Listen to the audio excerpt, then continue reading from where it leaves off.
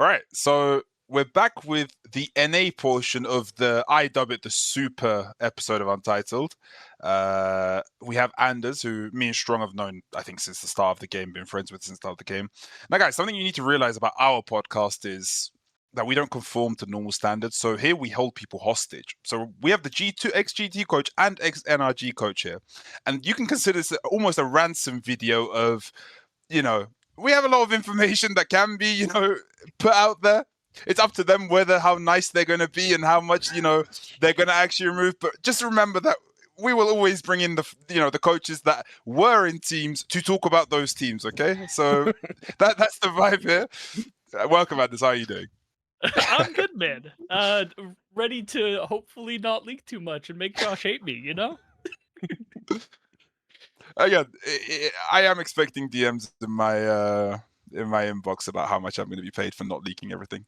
So yeah, first of all, we have split up all of these episodes. We're going to see how it comes out in post, of course, because we like yappers on this podcast, and we have a lot of them. Me and Strong, of course, being two, and anderzz, yourself, being one. But we'll start straight away, starting with NRG. So let's talk about NRG's kind of path towards the final. Now, I think it's important to preface that they did start off really rough, 0-2.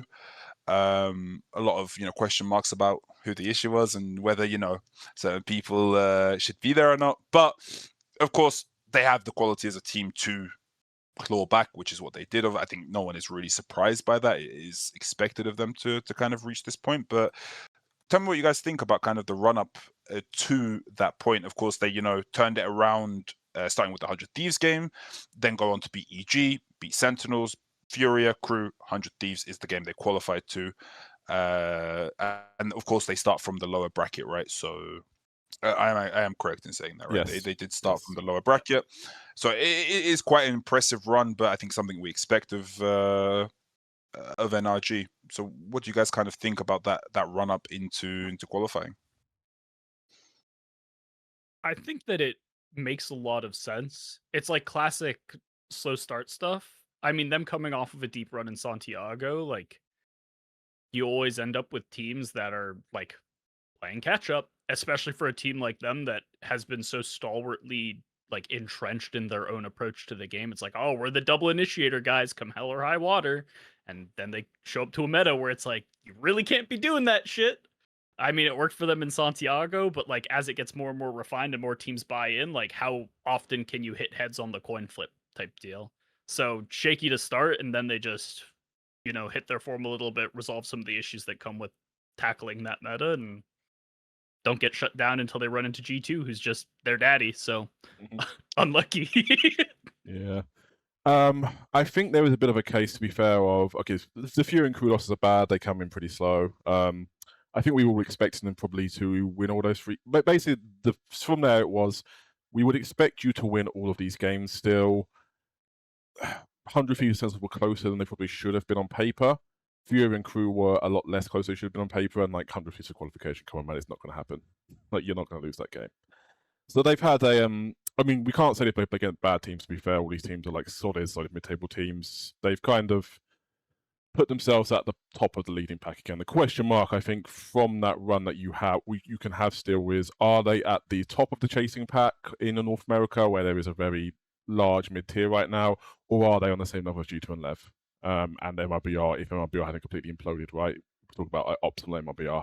Because I think that's what it felt like going into the season, right? We felt like going into the season, there was a clear top three of G2, NRG, and MRBR, and then there was like a chasing pack, probably with 100 Thieves likely at the head of it in most estimated.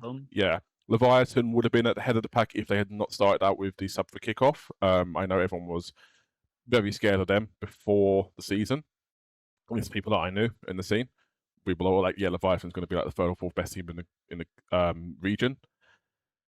So that's the question mark for them, basically, is, are they at the head of the head of that secondary pack, or are they up there with 11 G2? And I don't think we have. I mean, G2, the best of 5, very credible series, to be fair. Like, they battled to game 5, which is probably, I don't think they've gone to game 5 before against G2, so you can't take credit away from them from that. I think that's the question mark still, basically, is, look, and like, how good are they going to be? Because like that playoff run, they kind of did, like, Fury and Crew were just kind of struggling a lot. To be fair, it wasn't the same Fury and Crew that they lost to in week 1 and week 2. But in And any case, very credible performance. Yeah, deserve to be there. that would kind of be the springboard for the way I'd answer that too. Is like, are they the head of that chasing pack, or are they in the separate tier? And I think it really boils down to like, do Crew continue to look shaky as fuck? Do MIBR continue to look shaky as fuck? Or do they solidify and sort of create a second tier echelon that then gets to battle NRG for that position? Because if that does become like a little bit more of a clear jockeying scenario, I mean, you could throw 100T into that bucket as well very easily with the upward trajectory they're on. So like, how does that hash out is almost more important to me than how NRG looks right now. Yeah. So in your guys' kind of eyes, how does the matchup versus Leviathan go? Do you guys have them losing that matchup? Of course, they were not necessarily say lucky, because I do still think they would be favored in those games on paper, right? Against Leviathan and well, not against G2, but against Leviathan. But they have also managed to not play against MIBR or Leviathan, which are maybe two of the teams that could have contested them. I think 100 Thieves Crew and Furia are Furia's drop is, you know, a little bit surprising, but expected. I think they completely overperformed the kickoff. I don't think anyone. I think they were just a little one-dimensional, to be honest. Right, and so they've kind of managed to play, as you guys said, the chasing teams, whereas MIBR and Leviathan and G2 maybe should have been more of the more interesting matchups for them. And of course, once they play against G2, eventually lose, so we don't get to see them against Leviathan, right? So do you guys have them as, you know, under Leviathan currently, even though they haven't been able to actually play against each other? I definitely would, personally. Yeah, I think. Well, look, this is the thing. I think domestically, I have them under Leviathan. Internationally, I think I have them ahead of Leviathan. But because it's two different games at the end of the day. But domestically, I would expect Leviathan to win those matchups, to be honest. Okay. I think the run was about as good as they were going to get in terms of, like, these are the teams they would want to play against anyways. I'm assuming they wouldn't, regardless of how MIBR are doing, wouldn't want to play against MIBR, because obviously there's a little bit of history there as well. And I think MIBR generally have quite good mentality in that matchup. And of course, dodging Leviathan also was quite nice. But I think they pretty much did what was expected of them, is get up until the point where G2 beat them regionally. So yeah, kind of moving on from there, going straight into the Valor plant. Their best map, Breeze. They played the comp of, run me through it, Strong. Jet, Sova, KO, Harbor, Viper. So double initiator with Harbor, Madder on Harbor. Jet, Harbor, KO, Viper. So key, I think, things for me to point out at the start before I leave it to you guys is Madder on Harbor, still madness to me. This actually happened on another map, I'm pretty sure, as well, if I'm not mistaken, where Madder was playing Sage, I want to say, or something along these lines. Let me check. Pretty sure this happened once before as well. He's playing Sage on one map right now, which is one of the finals maps, one of the low bracket finals maps. This for me is I don't want to say red flag, but something I'm very worried about for when they have to play against the PRXs, the G2s. Heretics is a good one as well, where I'm very interested. You know, when Madder, obviously the best duelist, or one of the best duelists in the world, and especially because, and you can correct me if I'm wrong, guys, but Madder is not necessarily that good because of how much he kills. There's a lot of duelists who can kill. It's because of the way he is just excellent at creating space, the way he is excellent at being that first man in. Yeah. Keiko, on the other hand, absolutely amazing. Smoker, for example, last year with Liquid, right now is almost being treated more as a main duelist than Madder. And this worries me in the sense because Madder is the person who kind of you won the world championship with. Without Madder, I think it's a very different story. Keiko is not the same style of duelist, in my opinion. This worries me for international play. Maybe, they're going to prove me wrong. But for me, I think I want to see, is this the role issues with Keiko? We've always known he's had quite a weak agent pool in general, or quite a fragile agent pool in general. He's been quite good in learning, the smokers or whatnot. This worries me. What do you guys think about this? Is this? So I think the first thing that's important to emphasize here is Madder and Keiko's basically the way they play duelist and the way they take space and stuff like that is extremely different, right?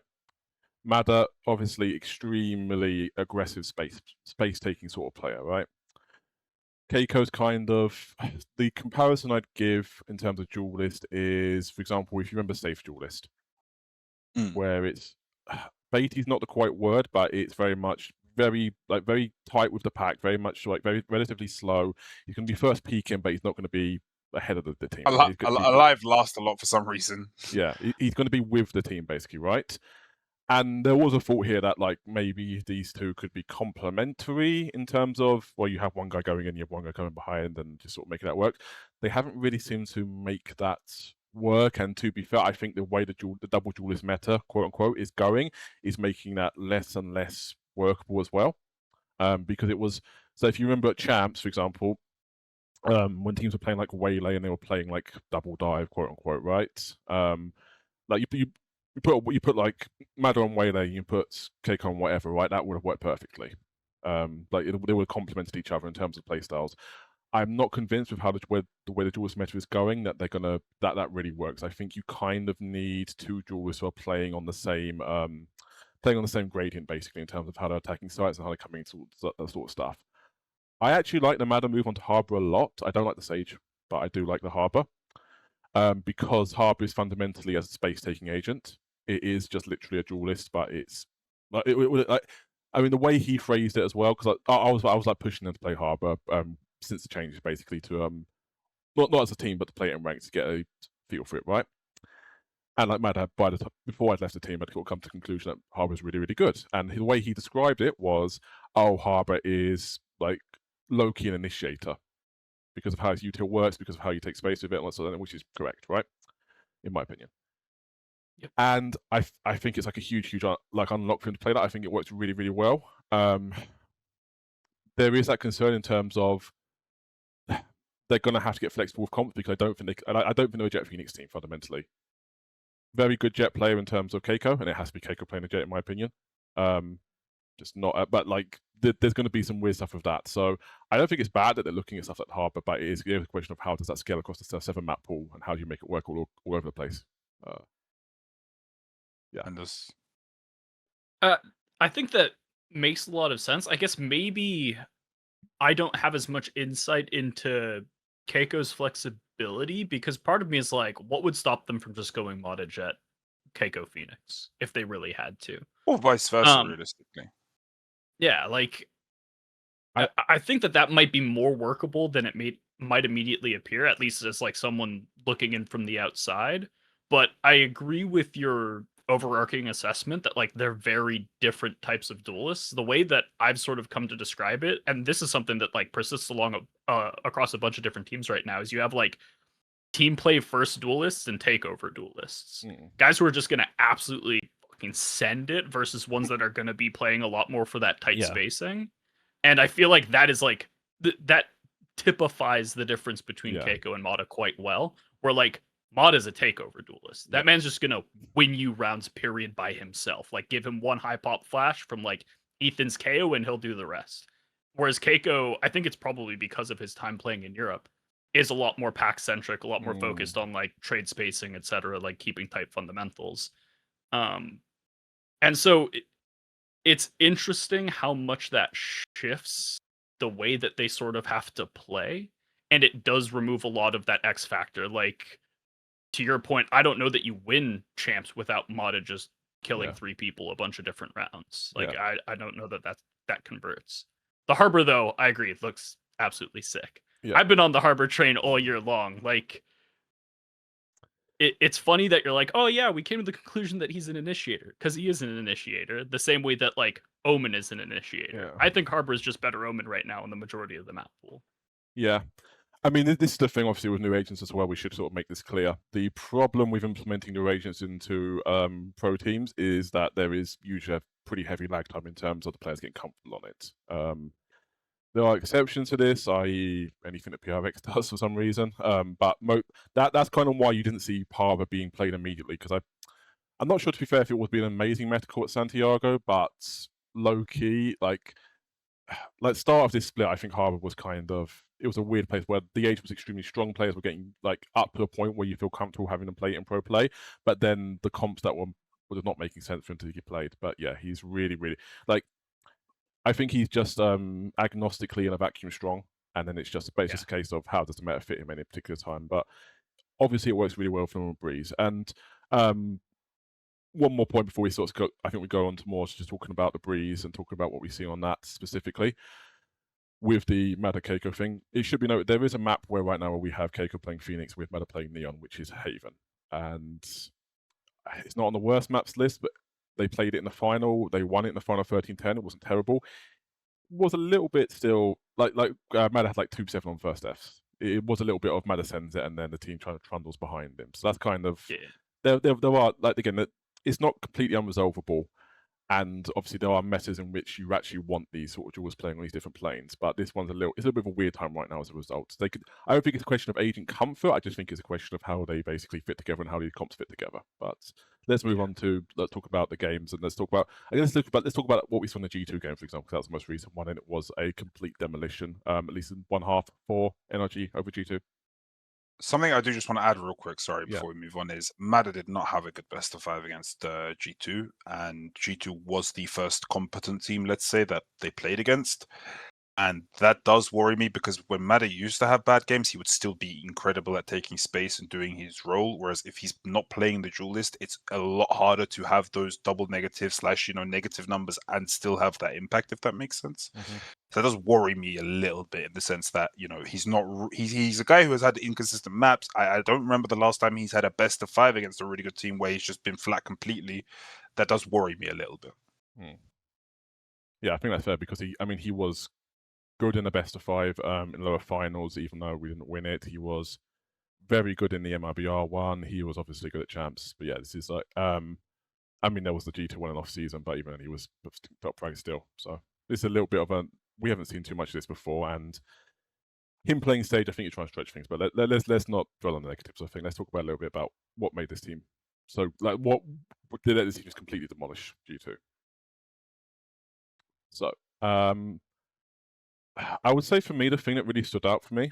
So first off, NRG have like simplified a lot how they play. To be fair, over time it feels like there's a lot less of the inserts, a lot less of trying to do cross map stuff. They've become very much a hit you in the face team, right? And what I think makes this team a little bit different from G2, even though you use a lot of very similar comps, is G2 will start trying to play the full map from quite early. These guys will just hit you in the face, and they'll just punch you. They'll just do, I think it's yeah. They do this wall, whatever this specific wall is. Throw this wall down from Harbor, attack you on 10 rounds in a row, basically. It's very, very, very just hit you in the face. Their execs are well designed. They're very good when they can walk up on you and get those execs off. They do like I'll tell you. I mean, I'm a little bit awkward. I don't want to reveal any secrets, but I can tell you this team does a million reps in terms of consistent path and consistent post plants. It's a big, big focus of what makes the team good, right? It's kind of their identity, I think, in terms of their training at least. And I think that obviously the identity in training is going to come across on the games, and I think that has come across to a large extent in the games.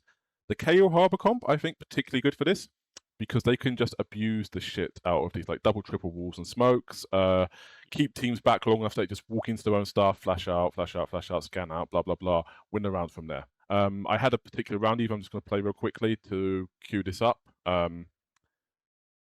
This was a 9-6 round versus G2. I don't think the timer shows on the video, but that's fine. This was a pretty good example of like, this is a good NRG round. And it's actually a hit on B rather than A, but whatever. There was always a risk of playing like this. These teams are set up to flood quickly, I guess, but it's Breeze. How are you going to quick retake? They've got experienced players that are pretty good at minimizing downsides on this sort of thing, so they just explode, get the first thing. Very good spacing, very good pacing. They go into spawn. They attack spawn hard. They cut off basically any chance for the enemy to win a round off of that. They're playing very well off of this wall. This is kind of what makes them, in my opinion, very, very good and very, very high. And this was the story of this game. The first half, G2 on attack, pressing their defense was fucking 6-6. It was a pretty solid half. Second half, they got run over, and it's like the one time that G2 got run over this entire series. And I think it's just because there's a level of which when they get into a game like this, then it is very hard to stop them because they are just a super experienced team like that. And yeah, I'm interested in what you guys think. For me, the latter part of that round is the thing that is their hallmark, at Mhm. least on this Breeze on their attack, is like you highlighted specifically on that exec, like they're going towards spawn, they're immediately fighting this corridor. There are like no teams right now on Breeze that when they exec, they're Yeah. immediately in the face of your rotates, Yeah. specifically. Like one thing that I specifically remember in their qualification game against 100T is like the contrast between 100T execing and just literally never taking center site B control. They're just caught out in this side corridor and dying. And it's like, oh, the rotates are here. We can't do anything. And then you compare it to NRG, who are like literally fighting the rotates before they even get here, is like a massive contrast and something that not a lot of teams are doing. Especially like you can even go to their A. The fact that they're throwing this wall instead of this wall that everyone else is throwing is very intentional. It's Mhm. because they fight this corridor. Yes. They're going to be in your shit as your rotates are trying to come in, and nobody else is really doing that. They're going for the more conservative carve outs and sort of giving you staging space for your retakes. Energy's not going to do that for you. Yeah. You're going to have to work for every inch. And I think a lot of teams just aren't ready for that yet, especially where the entire rest of the region is sort of setting a different baseline. Yeah, it's funny because we were we filmed the Apex one before this. We're talking about Paper X, and we're talking about basically there's a bunch of that Paper X can do that only Paper X can do. I feel like a lot of these spawn pushes and the way they're sort of playing these sites out, this sort of stuff, there is a degree to which NRG are doing this, and teams are surprised and find it hard to play against because it's sort of a thing that only NRG can do, quote unquote, in the sense of you have such strong synergy at least between the 4 champs players, and you have you have a lot of experience in terms of these players have always basically sent these players that they know the limits and what's this sort of stuff. The reason you don't see teams like pushing spawn all the time basically is because if you don't know exactly what you're doing, you can coin flip around. You can like take a very negative EV fight off the base of that, right? You take a fight which is because obviously this is like you're pushing into this.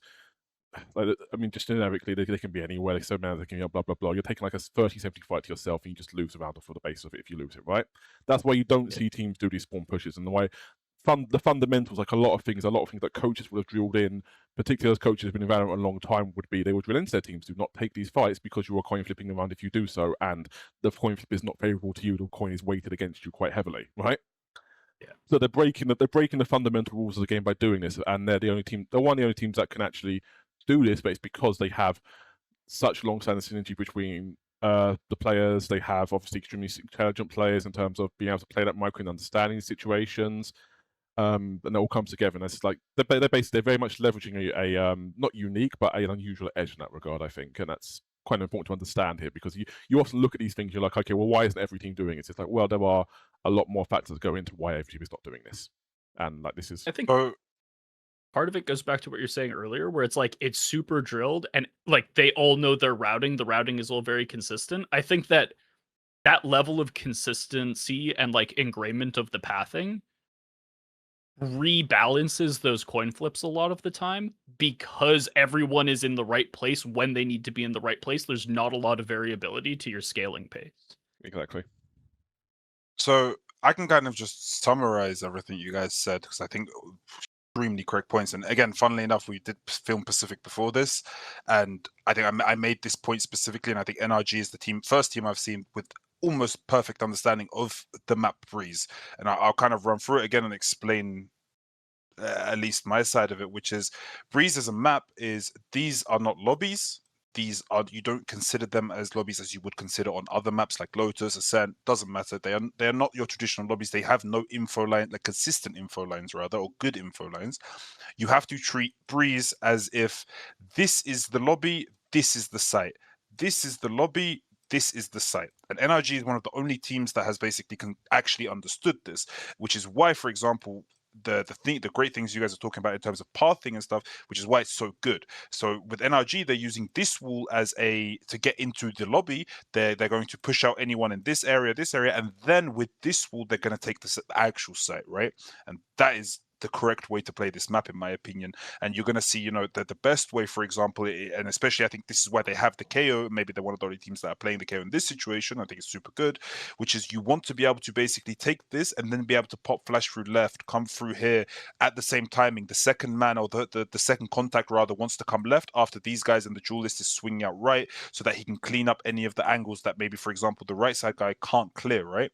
And again, this is just super amazing understanding of the map, and hats off to them, right? Like, this is going to be really nice when we get to defense, because you're like, this is the site and this is the site. Perfectly complements my favorite thing about their defense. Okay.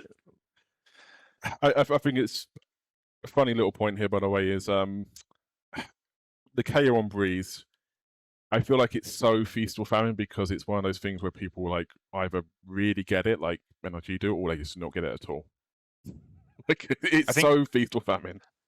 I think it's to play the map Breeze really well. You need to understand the concept that I talked about, and you also need to understand, for example, how utility works in different spaces. For example, a lot of teams, they waste a lot of utility on these choke points, this choke point on mid. Doesn't matter, when in reality, the real where you should be trading utility is between these two zones, basically. And as defenders, and this is how I always train my team, is that our big goal is not to defend this, is to defend this. Because if we can defend this, you will have a good retake. You will set yourself up for a good retake. Whereas if you let NRG run you over like this, they are going to win every single time. And I think it's just an excellent understanding. Now, switching on to defense, I'll give it to you, Anders.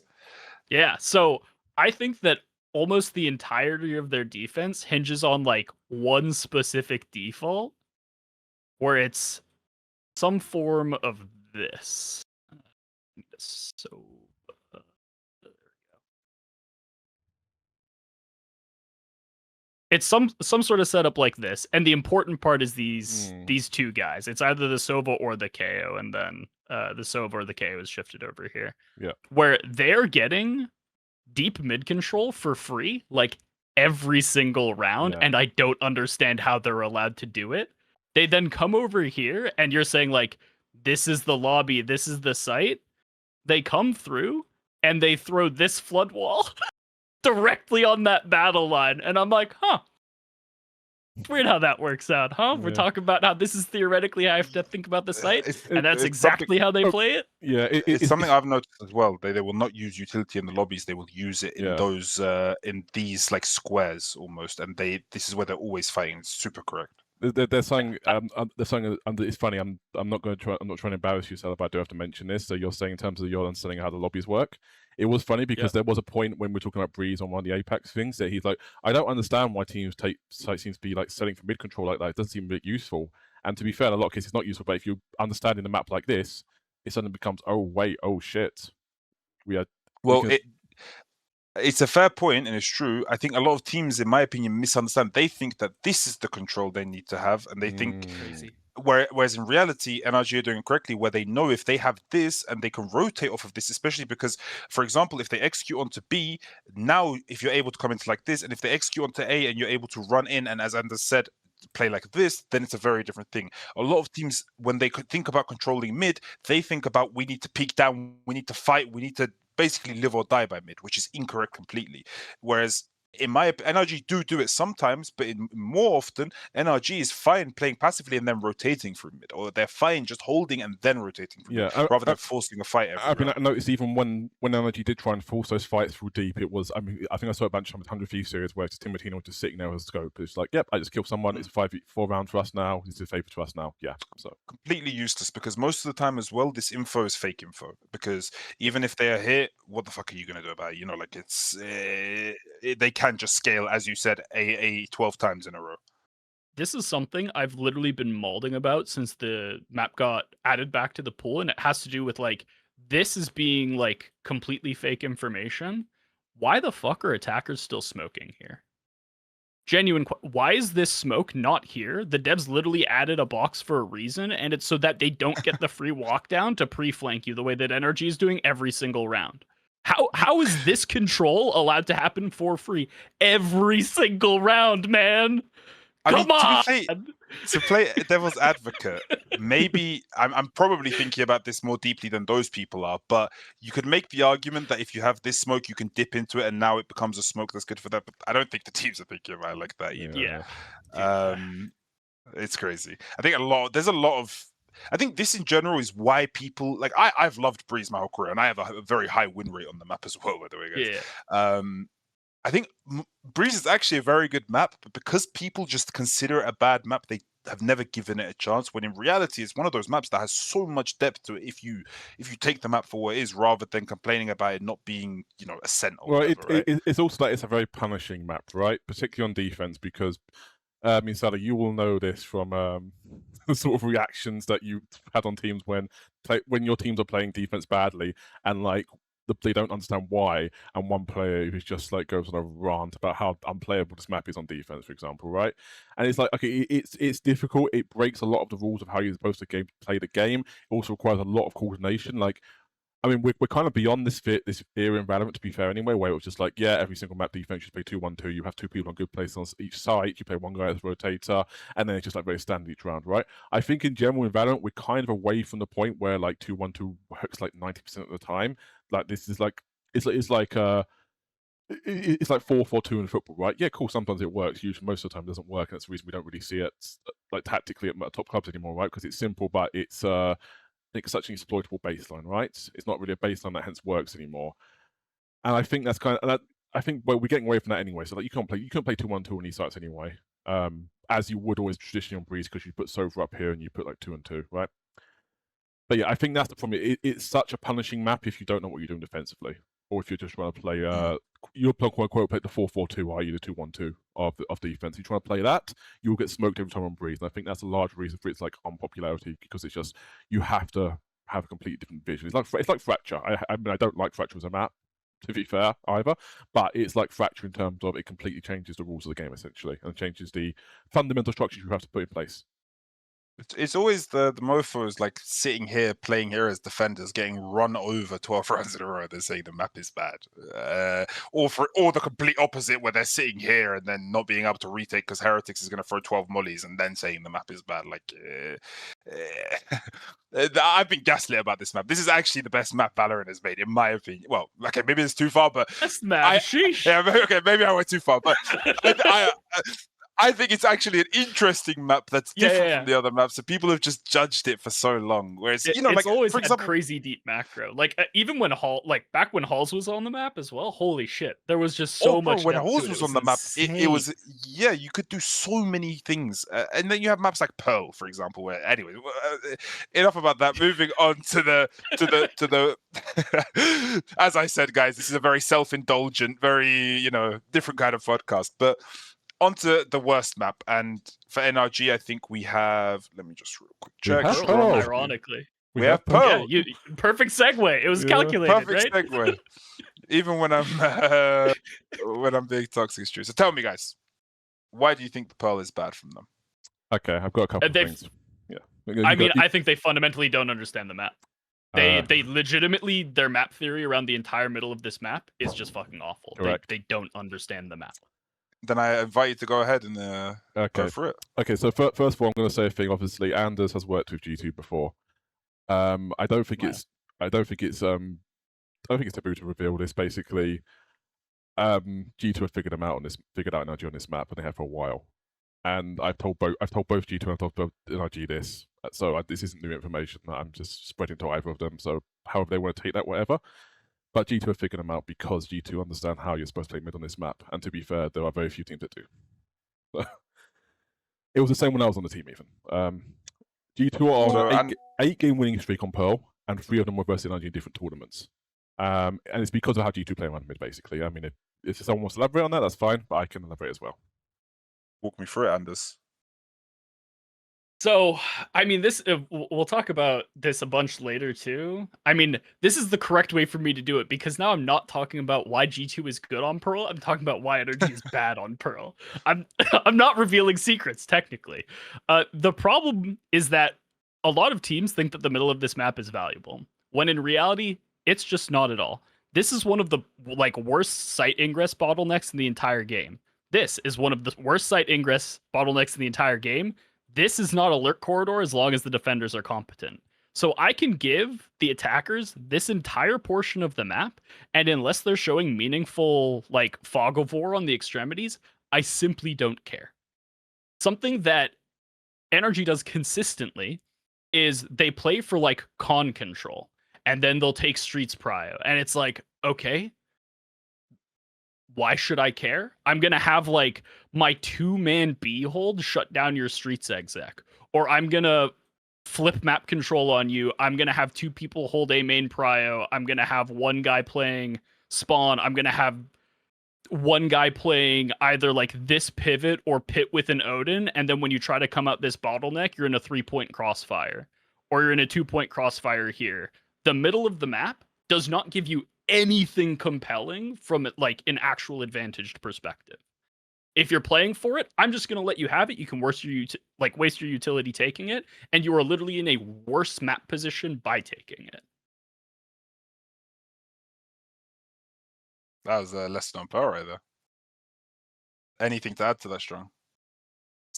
I think that without going into anything I shouldn't be saying, I think that pretty much sums it up. To be fair, I mean, this is the thing. In terms of why NRG struggles on this map as well, because I mean, to be fair, this has been a thing where they have made the map work quite a lot historically, right? Even if their theory on it is a little bit unusual.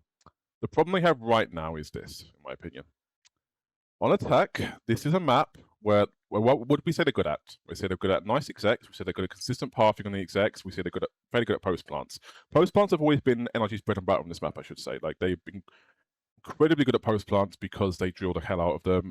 Obviously, the fact that you can open spam a bunch of places, obviously this one being the famous one, we literally spent hours in server time just having.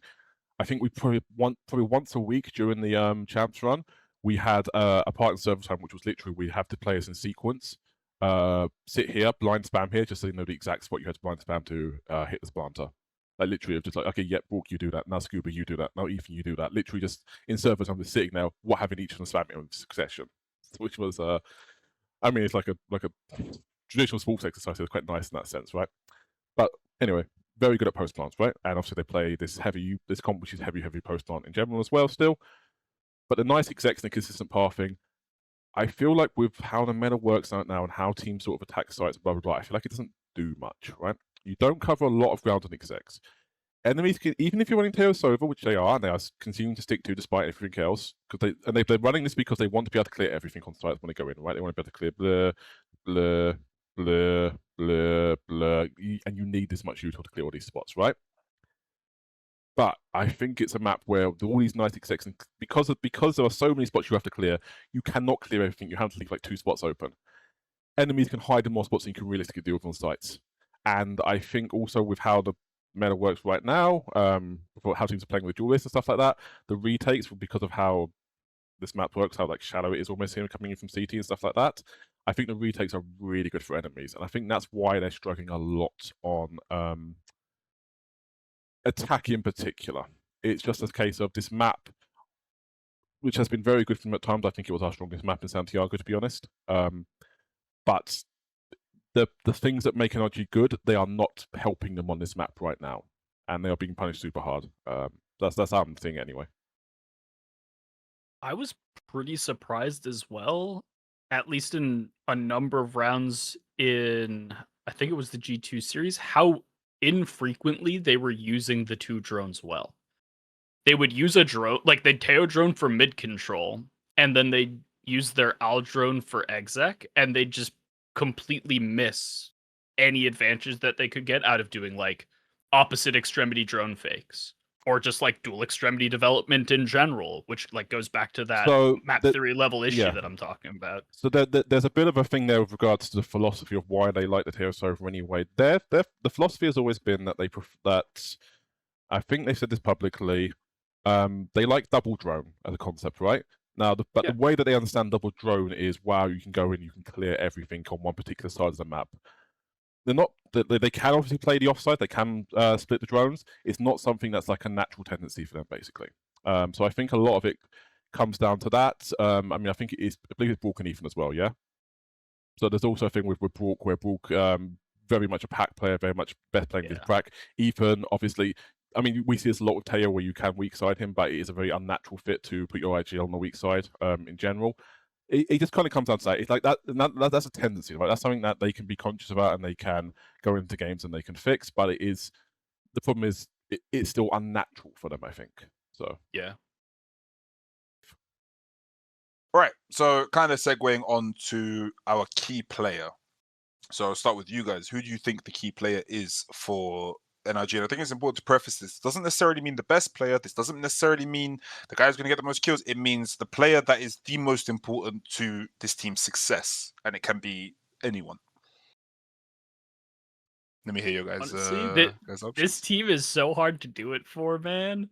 Because, like, they're all so incredibly impactful in their own ways. And I feel like you could very easily go, like, a kind of negative route with this, which is, like, the key player is probably Keiko, where if he's being given the amount of, like, weight with this duelist pick on so many maps, boy better show the fuck up. Because if he doesn't, they're cooked. The other route is just, like, easy answers, Ethan. Like, the IGL is the easy out on this question for every team. I mean, I have a different answer. I think it's Bork. So Really? putting up insane numbers domestically, obviously, after pretty underwhelming. The Santiago wasn't bad, but it was a little bit underwhelming. The thing with Bork is, well, one, he's been put back into much more comfortable roles in terms of we were having to put him in like a lot of like Vice and stuff like that. He's still playing on some maps. He's going to play Sova a lot more now, I'm pretty sure, than he was in Santiago. And this is like a huge thing for him. He is very comfortable in that agent. He's able to have a huge impact on that agent, both in terms of how he's able to play mid rounds and how he's able to play clutches. And I think it's a bit of a case of if he's comfortable and if he's feeling good and if he's good in terms of himself and all that sort of stuff, not staying up too late, all that sort of stuff. If he comes into London, he basically gets like everything's good in terms of basically how he's in himself, because he has extremely strong mental as well. It's just like it's a physical thing with him more so. Because obviously you have to make a massive adjustment in terms of time zones, going 8 hours to London. That's always a thing with teams. Like it's a condensed schedule because of Masters. Didn't have to do this for Santiago. It should be pointed out as well. There was a question of how does a player who really, really does well in that comfort hit the ground running when he comes into a tournament? I think the difference between them being like an also-ran team, a tier 2 team in the context of this tournament probably, and being a team who can potentially challenge again to get another top 3, to get another final, to get another championship, I think it basically depends on him, because if he comes in with the same form, they've got a chance. If he comes in as like a 1.05 player, I'm not 100% sure how. Like I'm not sure, because obviously we have seen Madden's been struggling a little bit. Keiko's been doing fairly well, but he can be hit or miss as well. There isn't really someone who stands out from this team, right? This has always been the case. But Brook got champion MVP for a reason at the end of the day, right? I think Brook is like quietly, it's a little bit like Leo-esque in terms of he can be the guy who can be the X factor for the team, and you don't really see it. You don't really see it round to round, but his consistency and just putting up the numbers and providing this sort of support in terms of the mid-round stuff, the clutch situations, makes everything work better. You can obviously you can take the cop out here and say Ethan, you can take the cop out here and say Matt, like any player, right? But I think in terms of a single player where their success hinges on how well he comes in, I think more than anything else, it is Brook, and I know that surprises people, but I think that is the case. I think the way you frame it up against his stage performance, it makes a lot of sense. Because he's been going absolutely ballistic for them. If he doesn't hold that form, they definitely don't do particularly well here. I didn't think about it until you mentioned it, but he has kind of been backpacking them in a lot of ways. Yeah. I will be taking the cop-out answer, and I will say Mada. And I have an explanation behind this, which is basically NRG is actually quite a traditional team in a lot of the thinking, which makes sense. Bonkard being, long-time IGL and, traditionalist. And I think with the traditional teams, a guy like Mada is always the kind of space edge, let's say, or however you want to say it. And when I watched NRG during that champs run, Mada was, Brook obviously was insane during that tournament, but I felt like a lot of the rounds was began by Mada or finished by Mada, right? Yeah. And if they were began by Mada, then other players were able to play off of the things he was doing. And right now we're in the situation where he's playing a lot of different roles and he's playing a lot of, different things. And I think, I think a guy like Mada is the difference between, and NRG is a fantastic team, by the way, guys. So obviously, even with Mada, for example, on these off roles and maybe not performing his best, they are still going to qualify, or they still should be qualifying to every single event and still should be, contesting. However, I think Mada is the difference between them basically stomping some of these really good PRX G2 Heretics teams or losing to them quite closely, basically. So I would say Mada, but again, another one of these teams where basically you could make an argument for almost all of the players, right? Yeah. So what are our expectations? What do we think? What do we think is the aim for this team? What constitutes a good tournament for this team? I think it has to be first, but I think for them, and just expectations-wise, it's first or bust, like PRX. They are in that category of team. However, realistically, I think it's top 4, I would say. Yeah, I agree. I think expectation-wise, they need to win it to meet expectations in a way, but that's also kind of BS. I think from like a realistic perspective, like they're a top 6 team. Yeah, if I were to do my pick 'em right now, I put them top 6.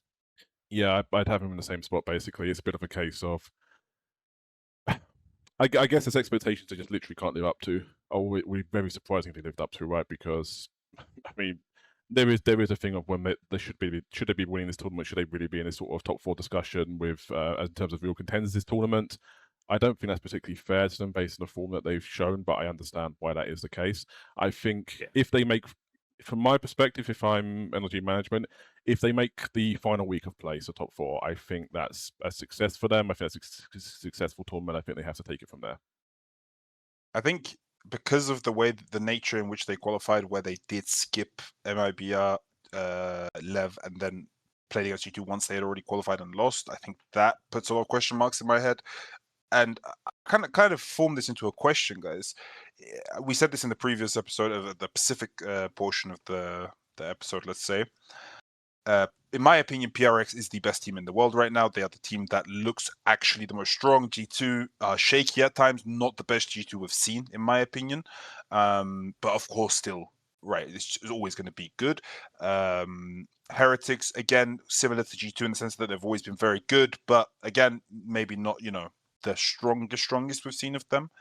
Do you have them beating, for example, out of, let's say, Heretics, G2, PRX, them, and you could throw in another strong team? Do you have them beating all of those teams? Do you have how does it shape out in your head if you were going to play the tournament out in your head right now? I don't think they beat any of the 3 you just listed. I tend to agree. There may be a chance against Heretics because they've beaten them in the past. I think there's a little bit of psychological advantage, or there's a perceived psychological advantage on energy's side, which obviously was very important for a team. I don't think they beat PRX. I don't think they beat G2. It's just a question of who further down the totem pole basically lose. So I can see a couple of teams that they could lose further down the totem pole, right? So that does get us to our 5th or 6th placing, right? But it's one of those cases where I think it's fair to put them on rather than being a dark horse, on the fringe of the contenders. But it's like, it's hard to say. I think that's a pretty apt placement for them. Like, they're the bubble team for the contenders. Yeah.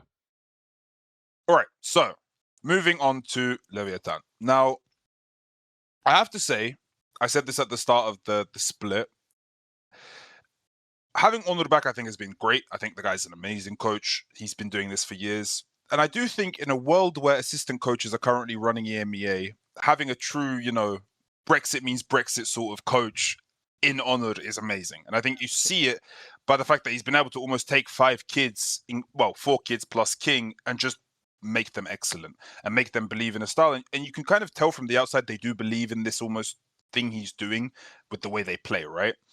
So I think for me, it's been the big thing. So let's kind of walk through their run to get to this point, right? Like during the regular season, they were just incredible, right? I think they finished with they kind of off and on, actually, 3-2. Well, they finished 3-2, but they started 3-0. Basically, they won the games they needed to win, and then it was like they kind Am I mistaken in saying they qualified at 3-0? They definitely qualified for playoffs at 3-0. I don't know in terms of seeding where they would have been. I do know, I'm pretty sure the game against Lao didn't matter at all. This does look. It did look like they were showing a little bit of love to the Latam brothers with the last 2 losses, but looking at kind of almost that entire group run, Cloud9 is Cloud9. I think is the best way to label that team at this point. The whole Clown Fiesta going on there with the players stepping down mid-season, and not sure exactly what's going on there. Envy, whole different bag of cats. G2 actually extremely legit win, and I remember we did talk about this on the podcast that it was a really, really good win. And then kind of getting into playoffs, beating Fury in the first round, going on and beating MIBR, then beating G2, and then getting to the finals where, to be honest, I think it would be very fair to say they probably were the real winners of this final. But I think G2 do have that little bit of dog in them where they've been around and been so good for so long that they know how to kind of, I don't want to say bullshit because that's unfair to G2, but almost bullshit their way through it, against a team that is obviously younger, obviously much less experienced than G2. What you're saying is this is a classic open circuit moral victory. Yeah, this is like Leviathan are winners in my heart, and I think it would be fair to say they probably actually were the strongest team throughout the season, right? I think that's a fair.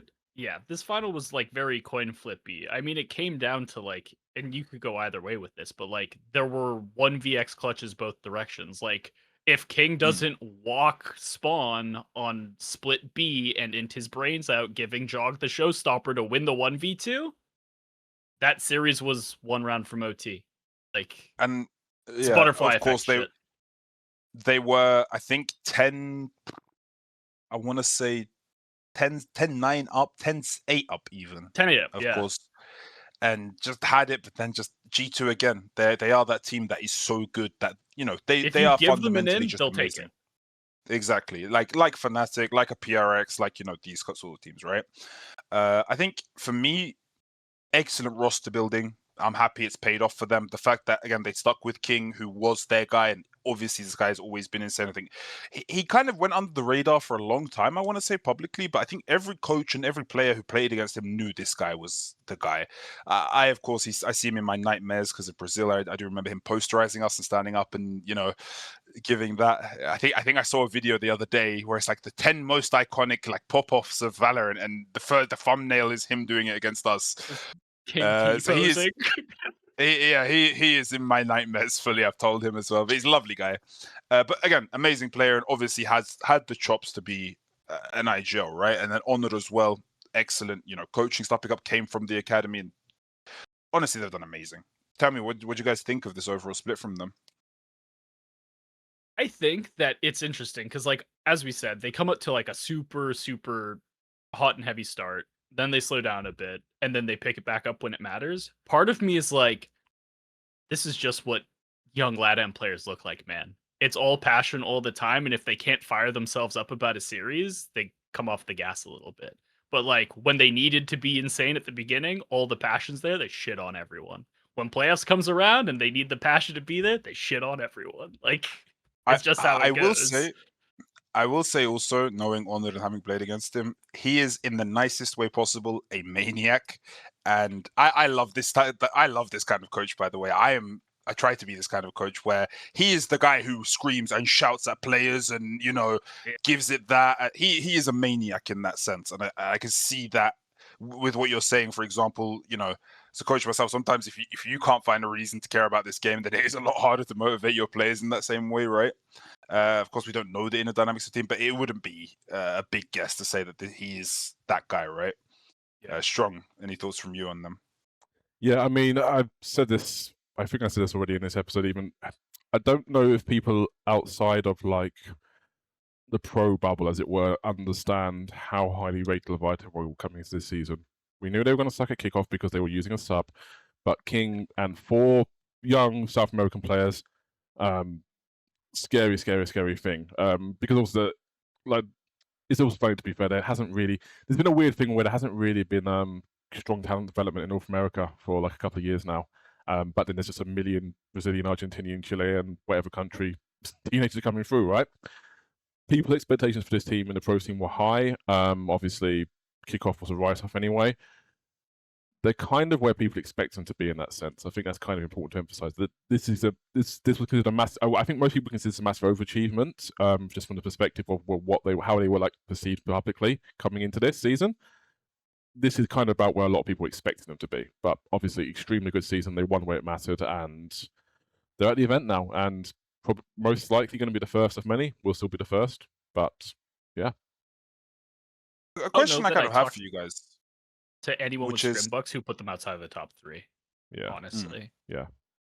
They almost did seem like a little bit like a Heretics, right? Do you remember, if you guys remember when Heretics first banded the Los Niños? It kind of did seem like them, where they were just destroying people in scrims, and then everyone said, I mean, in EMEA at least, everyone said, they're just scrimmers. Then they'll never do it in officials, and then they did it in officials. And then, I mean, it was funny because it wasn't that Heretics and KC at the same time, and they were both destroying people in the scrims, and then they both destroyed people in kickoff. I'm man enough to admit, even myself, I did turn around to my players and said, yeah, they're never going to do that in officials. And then they did it in officials against us. So it's like, But a question I kind of have for you guys, and I don't think maybe you guys know, but they do have, of course, Neon, who's Argentinian, and King, who's Chilean, which I think Chilean, they do speak Spanish there, correct? Yes.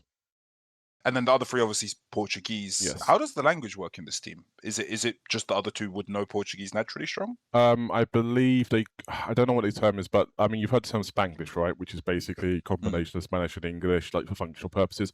I believe they have, I believe they kind of speak a mix of Portuguese and Spanish, because the 2 languages, in terms of vocabulary and stuff like that, and the grammar, very, very similar. There is like a thing for intonation, which is quite different. It's quite funny. Brazilian Portuguese sounds like Russian. For the people who don't know, it's a very odd sounding language in that regard. So I don't know how that works, but there is like there's a history basically of this combination of Portuguese and Spanish. You basically you just muddle along with the functional terms. There's enough. There's like an actual term for the dialect as well that I've heard tossed around before. So. Yeah. Okay. Interesting question. We also do discuss languages on this podcast. We don't speak about Valorant when we have to. So, okay, going on to kind of the next part, their best map. Now, I have to preface this by saying Honored, again, has historically been amazing at Ascent. So it is not a surprise to see this team being amazing at Ascent. Yeah. So, tell me what you guys saw. Walk me through kind of what they were up to. Getting this map coming into playoffs, such a big win for them. Because I remember, if you remember the 2021 Champs run, where Crew went to semi-finals unexpectedly, they took it off Gambit. Single tear rolls down my face. But they played Gambit in the semis. It was a 2-1. There was a point at which it looked like they could be winning that series, and they won Ascent against Gambit with Reyna and Astra. When Reyna was still Reyna and Astra was just like, I'm pretty sure. But yeah, this has historically been a good map for them. This team is an experienced IGL, experienced coach for rookies, right? There's something to be said for like these old maps being really nice in those scenarios as a result, because you've been playing on it for 7 years and you just tell the kids where to go. First thing first, I want to emphasize here. They're running Chamber on this map, right? They are running Neon specifically, which is, he needs to change his name. He really needs to change his name. But that aside, they're running Neon on Chamber, right? There's a limited pool of maps where Lev appear to feel comfortable on the Chamber, right? And it's pretty much all their best maps. It's like, I believe they're running him on Haven, they're running him on Ascent, and they're running him on Pearl, which I believe their Pearl's pretty good as well. And the whole thing here, in my opinion, is because basically, the thing to understand, Neon is a fantastic player. He is super underrated, I think, at this point, because there are so many good players on this team. And he's one of those players, we haven't seen too many of them nowadays, where he just holds down half the fucking map with his AWP, basically. AWP scope, whatever, ult. They had really, this is the thing, for example, the G2 series, right? On the Ascent. Really poor momentum early on in the map. Really, really poor. I believe they started like, I started like 4-0 or something like that against. I don't know the exact number, but it was not good. 3-1. 3-1. As soon as Neon started AWPing, as soon as Neon started taking away not only just lobby, but like this was like his favorite angle basically. He walks down Cat so much, dude. It's insane. Yeah. Walks down Cat. I don't think it worked out for him. Did it work out for this round? Yeah. But like, when he's walking down Cat in this angle, he can literally see into their spawn. So not only has he taken away the entirety of, like, he's taken away like doing shot on mid, he's taken away the ability for him to rotate out of B, rotating away out of B. And when you have a player who's doing shit like that, it just makes the rest of the map so much easier. Again, we're talking about other teams, for example, that have historically been good on this. It was super important to our Jabs run with Madder, that Madder was basically able to go out there and just take up half the map with his AWP, and then we were to play off with it. Because the whole thing was he was a madman who would push further and further and further and further and support and didn't care. Sadly, remember we were talking in the specific episodes about Primi, and Big Time basically made a point that he's a similar sort of player with regards to how he plays on Pearl. When you have a player doing that, has the confidence to keep doing that, has the ability to make it work, it makes everything so much easier. And on Ascent in particular, it's always been known as our Dust 2 for a reason, right? It's the ultimate like CT-sided, AWP-heavy map. And in a way, which way people like, because it doesn't feel oppressive, because you don't have like the one-sidedness of the map in terms of the CT-sidedness comes from people holding it down on AWPs and on guns, so it feels skillful, right? This is kind of key to how Lev play defense with this map and how where they're good on defense is on every map. They're spectacularly good aimbers who can kill you from every angle. They're good at taking space really, really well. They really understand the specifics of angles and how to approach crossfires and traps better than any other team I've seen. This is Honor. This is Honor drilling this stuff into them. I guarantee you this. And this, as a result, is a really good method for them because they're able to run a double duelist. They're not having to like do crazy things in terms of the executes, in terms of the layouts, in terms of the pathings. They're able to like play quite slowly, play crossfires, play like creep up into space. Is what we used to call Pentagon on NRG, where it's like you're just walking 5 people into space. You're having them progressively hold each angle as you go through to make sure you hit every single angle. That defines their Ascent, that defines their Haven. It's weird they don't run a Chamber on Lotus because it should define their Lotus as well. They want to hold you all day, and they can easily do that on this map. And it's really, really strong on defense. Like this is like I think an incredibly important part of why this team is so good, because they have Neon in particular on the Chamber, but just in general how they play defense and how they play these angles, which is I don't know if there's a team that's better at them in terms of that aspect of the game, and that's a lot of discipline, that's a lot of repetition from the coaching side. I can guarantee you that. It's interesting how much of a damned if you do, damned if you don't scenario they present to you, because it's not just that they have these incredible traps and that they've got this great opera. It's the way that those two things directly complement each other. Yeah. They're going to show you, like, we're going to trap and just kill your entire team on this extremity. So you have to respect this space and invest a shitload of, like, time and util into it. And the next round, it's literally just Neon standing there by himself. No util. Yeah. Like, the amount of efficiency they get is just not reasonable. Yeah. It's crazy. And again, they are so blessed getting Ascent coming into the pool for this tournament, because this is their map, man.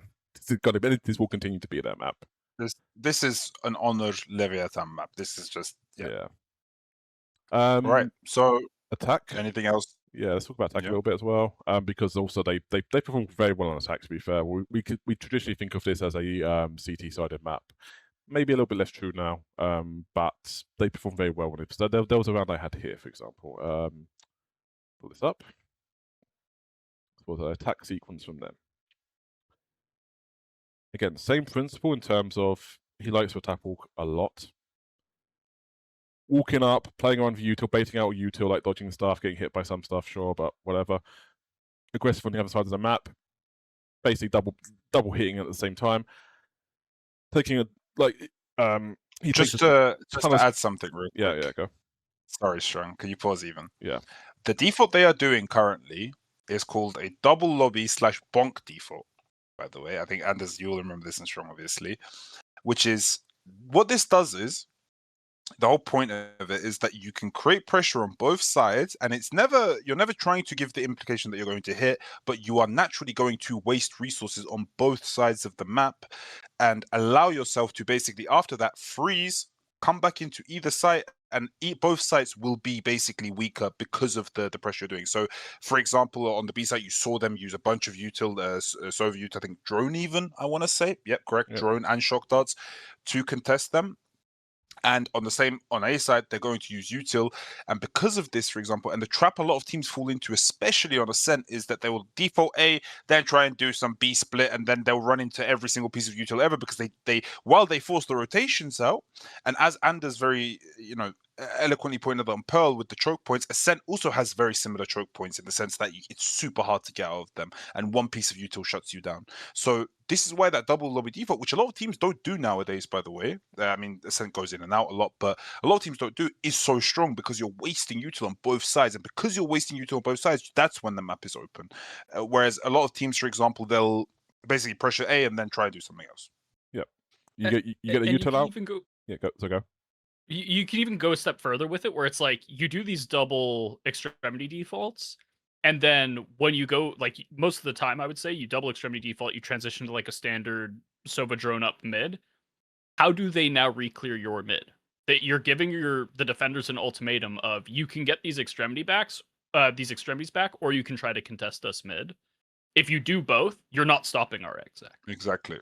And because of the way the map works, for example, once a player commits to B lobby, re-clearing B lobby, that's also a very easy signal to go into an A split, for example. And because you started with double lobby and then hopefully left anchors on both sides, it's a lot easier to then switch into, for example, A split, B split, A straight, B straight.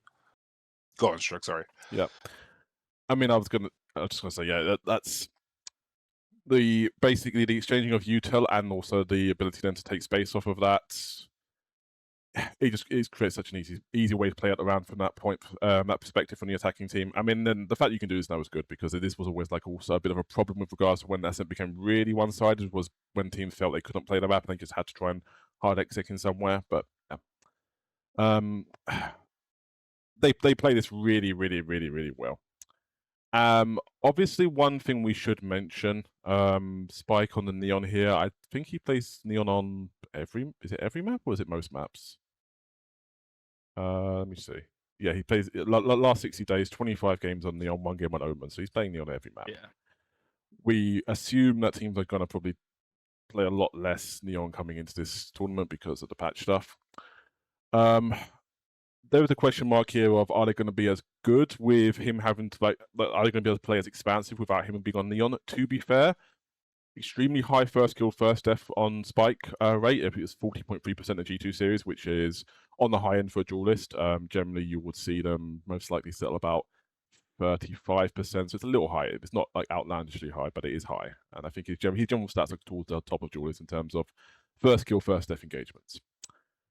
To be fair, from actually watching them, doesn't seem like he takes a lot of solo time. It doesn't seem like he takes a lot of stuff that relies on the Neon stuff, right? He's kind of taking those first kill, first safe engagements because level executes are basically built on settling him a little bit, which is obviously, I mean, funny in a sense, but that is probably a good sign because it doesn't mean that he can then replicate the stuff he's doing potentially on something like, he can play a Waylay, he can potentially play a Raze, he can play something like that. So that's just like that's a concern going into them for going into London. It's not as bad as you might think because I think the playstyle will still work as long as Chamber is good, basically, or as long as whatever else they're using is good.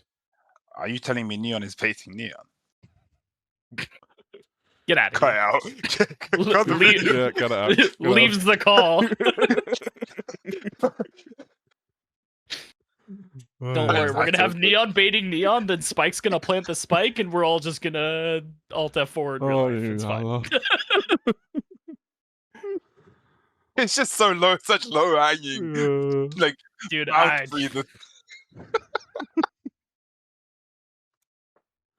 we're all grown men as well. That's crazy. All right, carry on. Sorry. Yeah, I think that's Anything else for the Ascent?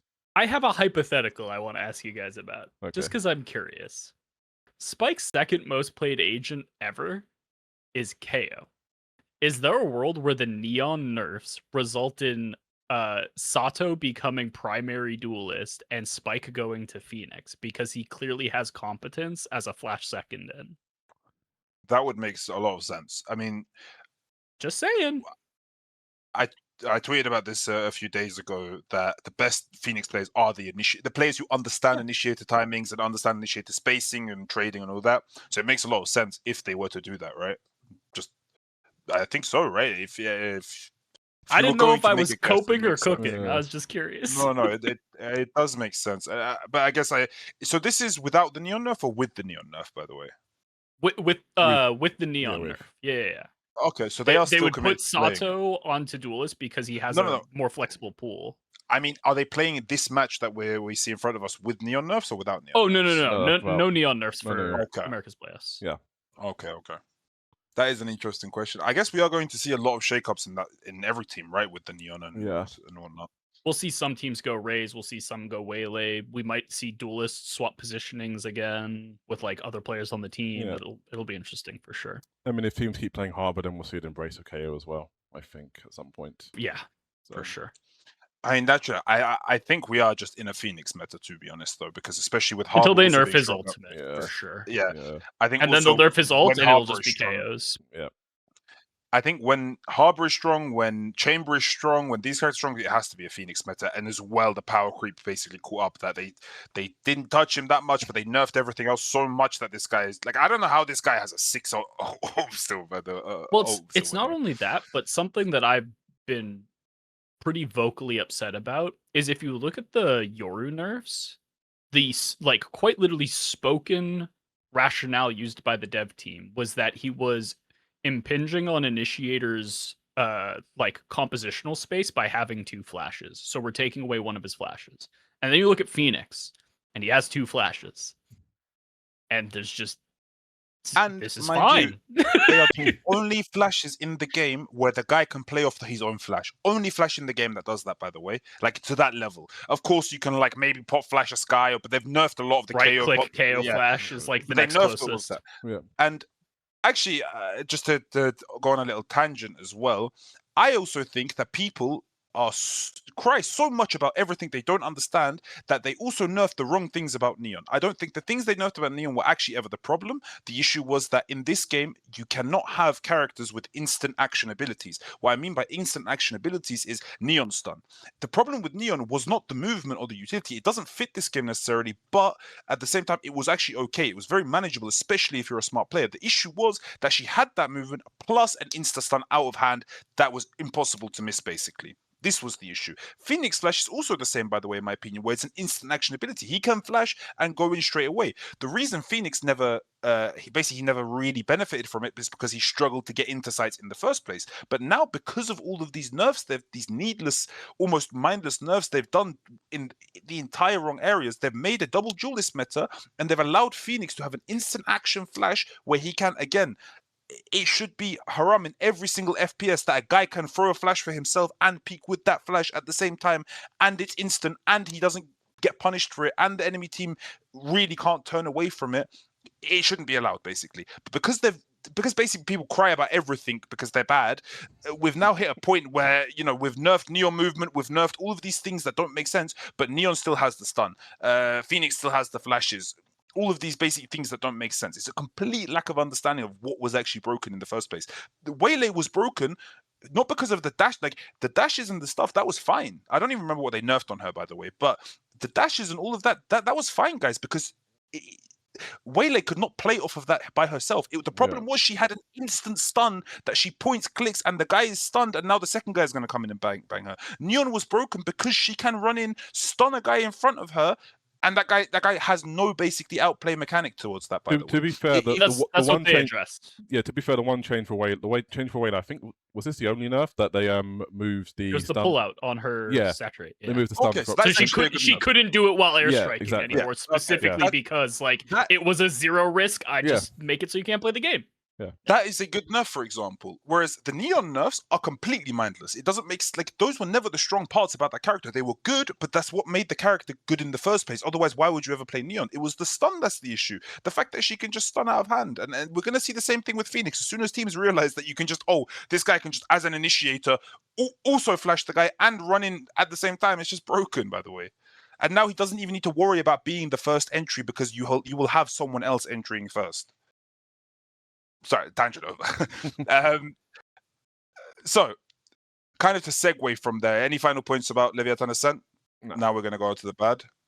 Yeah. So, moving on to the bad, Fracture. So I tagged this as worst map. This could also be Breeze, to be fair. I just thought the Fracture was more interesting. They are not good on the open map. I think it's Fracture and it's not close. Okay. The Fracture. This might honestly be like, in terms of the gap between a team's best map and their worst map, this might be the worst map from any team that is going to London in terms of how far it is from the top of their pool to the bottom of their pool. I could see it. Okay, so this is the comp, right? If I'm remembering correctly. Waylay, Breach. So off the bat, It's Waylay, Breach, Teo, Neon. Yeah. Off the bat, I hate this comp, to be honest. This is obviously a kind of old comp, saying the Teo Breach still.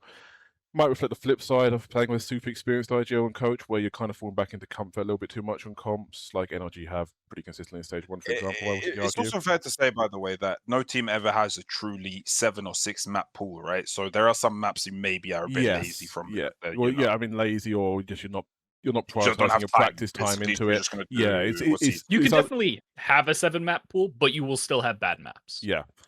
And you will also historically have maps that you practice less, but you somehow win in officials because of certain like flow stuff. I remember there's a lot of teams, and even my teams, where like you don't practice a map at all, but you just win it because you're just confident on the map, for example, or whatever. Yeah. I mean, G2 on Fracture in literally this final. Yeah. Like they go from not playing it to scamming it.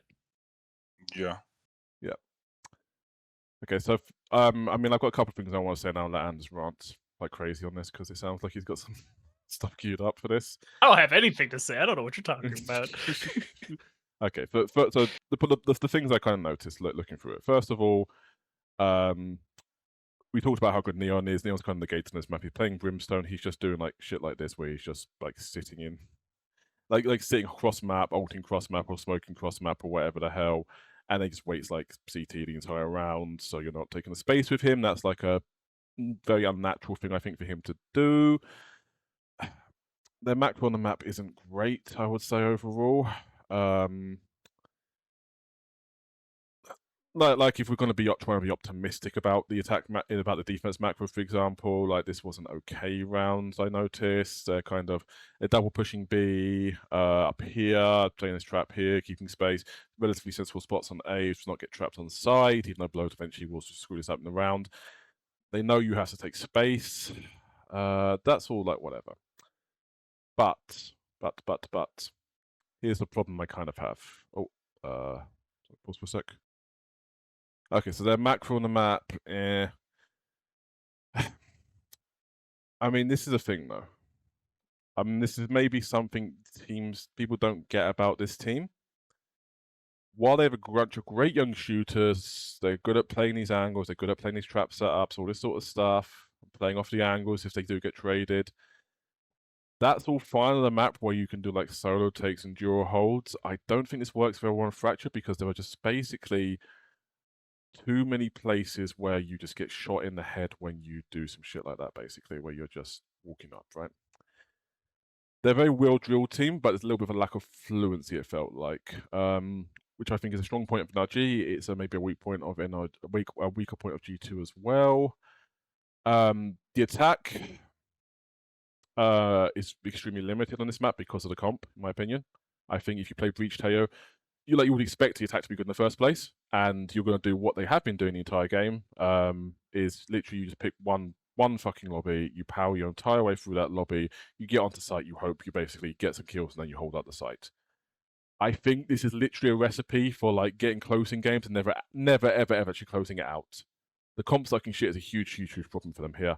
They have no defensive util to hold off weak side, which is another huge problem with the comp, because you have to say these things. You can't be like, okay, I can't deploy a Cypher or even a Chamber and actually have some util on weak sides. You just have to basically fight where you are, right? And there was a good example around I kind of showed where I had here, which I'm going to pull up, which kind of showed like how they were quote unquote getting progress in the round, and then the round fucking sucked. Did they win this round or no? Yeah, they win this round. It's still a shit round. So let's have a look at this round. So start 5A lobby. This is a gun round. Throw fucking everything to get this jump up onto here. Double jump up. Get the first kill even. Cool. What the hell are you doing from this position next? You use so much util. You have to breach out to get onto site. I don't think you even get a sight off of it. Just get stuffed by a single sage though. Completely stuffed. Enemy easy rotate for the enemy. You've used ult. If you use one ult for this, I think I think you used one ult so far for this. The enemy can trivially 5-man rotate onto you. if you win your fights, sure, you're going to probably win this round still. And in fact, I believe they do win this round. It's like they barely win this. Like, yeah, it is because he basically Bebe gets on 1v1. It's kind of a hard 1v1 because of the breach. He almost pulls it off still, but this is obviously this should be an unwinnable round, in quote unquote. But it's just because of how the numbers have traded down in the end, right? It's not because of anything that Lev have done. So sure, you'll win some rounds and you'll get like closer in these maps than you should have. So if you do this stuff, you ain't gonna win games doing this. They play the comp well for what it is, but this is so like one-dimensional. There's so restricted in terms of how far you can go with it, and that's my big problem with how they play this map and how they play this comp. It's like I'm like a plat team playing in some fucking random tournament, and I want to like look respectable against. Like it was like when you had open qualifiers, and there's like always be a team who pulls out some bullshit against like a big team. So like the entire point is like we're not going to win this series, we're not going to win this map, but we want to be able to say, look, we got 9-13 against G2. But that was that was this comp is a professional producer of 13-10 scorelines. Yeah. It scams just enough rounds on its attack to make you feel like you're doing something, and you're never gonna win the map. This is I'm about to give you a banger reference because most people are not gonna get this. This is like Sean Dyche Valorant right here. This is Harambo. Me being uncultured and having no idea what the fuck you're talking about. Again, very self-indulgent today, but the Sean Dyche is like... Yeah. For anyone who doesn't know him, you need to go look this guy up. He's a legend, but carry on. Yeah. But yeah, that's what I got. I mean, I want to hear anderzz rant now. Yeah, so I agree overarchingly with what you're saying, which is like, this is another one of those like map theory level breakdowns of how have we thought about the map in a comprehensive way and come to the conclusion that this is going to win us games, because it's just not going to. Yeah. Not only that, the thing that is most frustrating to me is how directly it parallels to their best map in Ascent. How do we go from doing these incredible trap setups that create weird ultimatums for our opponent that cause overuse of resources to try to disentrench like Neon's chamber? We do that on Ascent, and then we don't do it here on Chambers, like one of his top 3 maps in the game. How have we not created a similar situation where we're doing cool traps on extremities, setting up Neon's chamber on one of those extremities, then cheating over and stacking the other site? Like, the way that they play the game when they're at their best is directly applicable here, and they're just not doing it. Yeah. I don't understand the disconnect. It doesn't make sense. It's I don't have a good explanation for this. It's very odd. Yeah, go. My only explanation would be basically that it's just an under-practiced map, and when it's under-practiced, you just don't make, I think you guys know this as well. Sometimes as easy, like you said it quite perfectly, how are you that good at Ascent and this bad at this map? But sometimes when you're inside that bubble in a team, you don't notice these things, you don't think about them in logical ways, let's say. So when a map is underplayed, it's just underplayed, I guess. Yeah. I guess that's the most generous reading we can give to it. Anything else would just be me going unnecessarily hard on how should I think their comp is. Yeah. I'd rather just say like their comp is bad, they should do this instead. What do you think is bad for this? What is bad about this comp? Would you say? I think the problem is that you look at the Teo being the only source of an info cycle. You create a situation where without a raise or without any other like layered info cycling with something like a fade, how do these guys take more than one corridor at the same time ever? You have to Teo drone one lane, and then you're going to breach stun, send one of your duelists or both of your duelists on the other lane, and that's all you got for the entire round. If you spend the util to send that like duelist extremity development, what's your retake look like now? You have to have something that is more self-sufficient in taking a second corridor, and they're completely lacking that. Yeah. And this is the thing. Yeah, this is... We should say this is not a mistake which is exclusive to them. A lot of teams basically saw Thatcher coming back in the pool. They kind of saw... I think there's a lot of nostalgia for like the 2023 EG team, where it was like... I think the map was fairly not well understood at the time as well, to be fair. Was it 23 EG who played? They didn't play Teo. What did they play on the map? I'm trying to remember because it was just standard like Brim Rays, but their wrinkle was the Sova, and Fnatic was playing the Fade that year. That was like the 2023 Fracture archetype. Yeah. That was EG comp actually. The Sova. But Breach was. I mean, that was their wrinkle. But Breach was like a big quiz at that time, right? It was just Yeah. and people have like a lot of nostalgia for that. A lot of nostalgia for, oh well, theoretically it's so good in terms of like hitting things, but it doesn't work for how map theory is developed. Doesn't work for how we There understand was the map also a now. band-aid into the KJ ults. Yes. That was still when like everyone was on KJ on the map, and it's like, Yeah. oh, but they can alt tunnel, and so we gotta bring the breach. Like, yeah. It's but it just doesn't work. I mean, there's a reason we don't see breach on almost any map anywhere anymore. I think people have a little bit too much nostalgia for that, so it just doesn't work in the modern game, unfortunately. But yeah, I understand why people are trying it. It's not just them, but it is an odd dichotomy that they are so good on the center and they take so little space on this map and expect it to work. So a little rough from them. I will also say, go. To add context, also another thing is generally coaches coaches like Honored especially, who are very very much controlling the team. You generally, our experience, I can say this, you generally create maps from experience. So whatever you've had on that map up until now is going to be in your head. So even if the meta is completely different, when Honored thinks, okay, Fracture, he's going to be thinking about basically all the problems that he came across in the past. He's going to obviously have a new band of solutions because new characters, new meta, but you're still going to be coming from the reference point of what happened on previous games you've played it, basically. If you're a head coach like that, it's very hard to basically it takes a bit. So basically, you could see it that when they come, for example, to London, that they have a completely redesigned way of thinking about it, and it may be better, right? But this is probably, for example, Honored thinking, okay, the last time I played Fracture was God knows when, and these were my solutions. These were the things that I had to worry about, and this is what he's come up with, I guess, basically. Whereas G2 is a team that actually, to give them a lot of credit, is always quite good at reading the meta quite early and actually, you even saw at the start of this split with the Harbor, for example, they were probably the first team to actually start consistently playing Harbor. You might be right, to be fair, though, to be unfair, I guess. I would expect them to have a better read than this by the time we get into playoffs. I don't think you can just copy pasta 2022 optic for all I care. Yeah. Like genuinely, that would be better than what they're doing right now with the chamber, right? Yeah. I am actually surprised they're not playing chamber, right? Because it's just always been an insane chamber map, and it was one of the only maps where he doesn't change with the nerfs, right? Especially in this meta, like where they had the fucking juiced, overpowered Neon to play with. Literally, you could have lifted 2022 optics playbooks where they're using Victor Neon to hammer an anvil, flush people into the op on the other side of the map. The meta was tailor-made for their playstyle to just crush with that exact same setup. They just didn't use it. Yeah. It's crazy to me. I agree. All right, so do you have any last points? Nope, all good. Let's keep.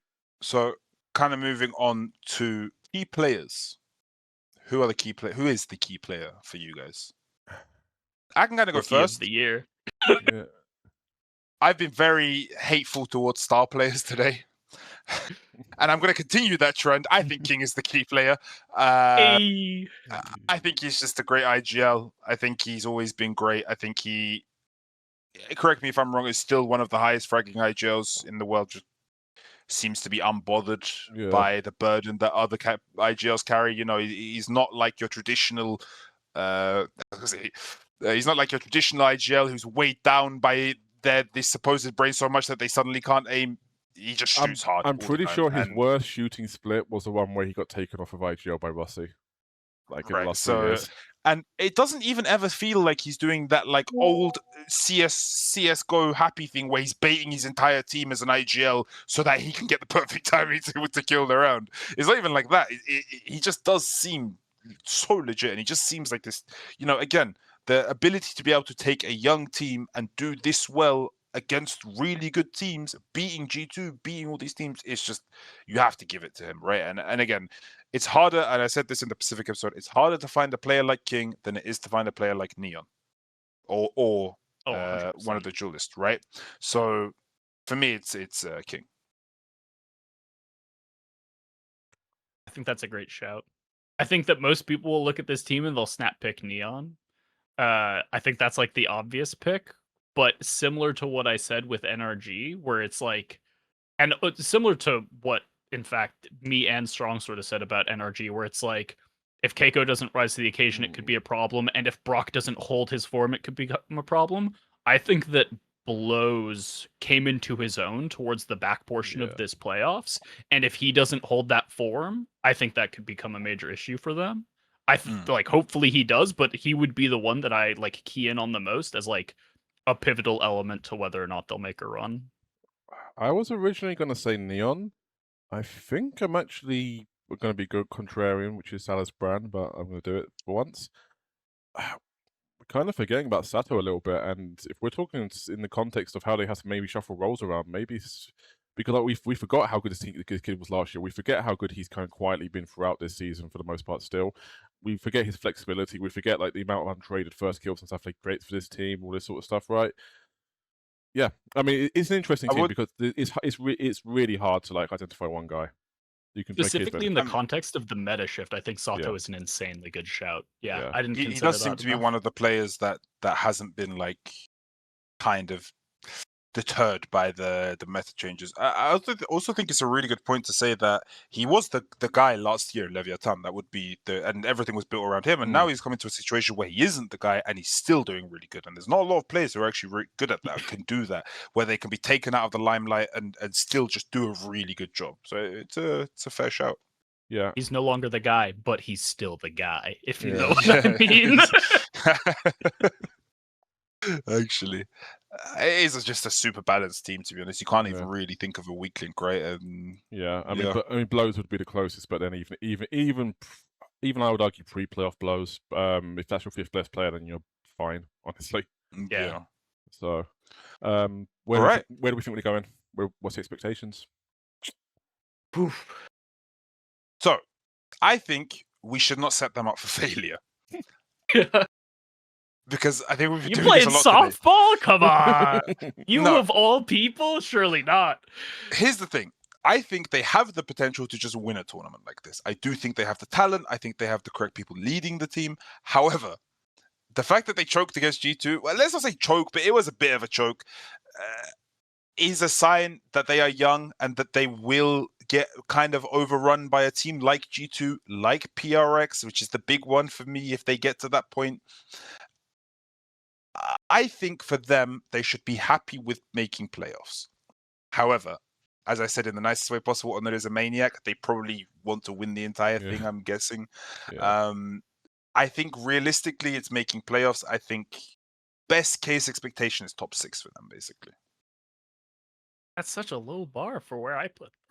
I think they're super talented, but I just think 4 kids in London, like, man, I can just see PRX eating them alive. That's the thing.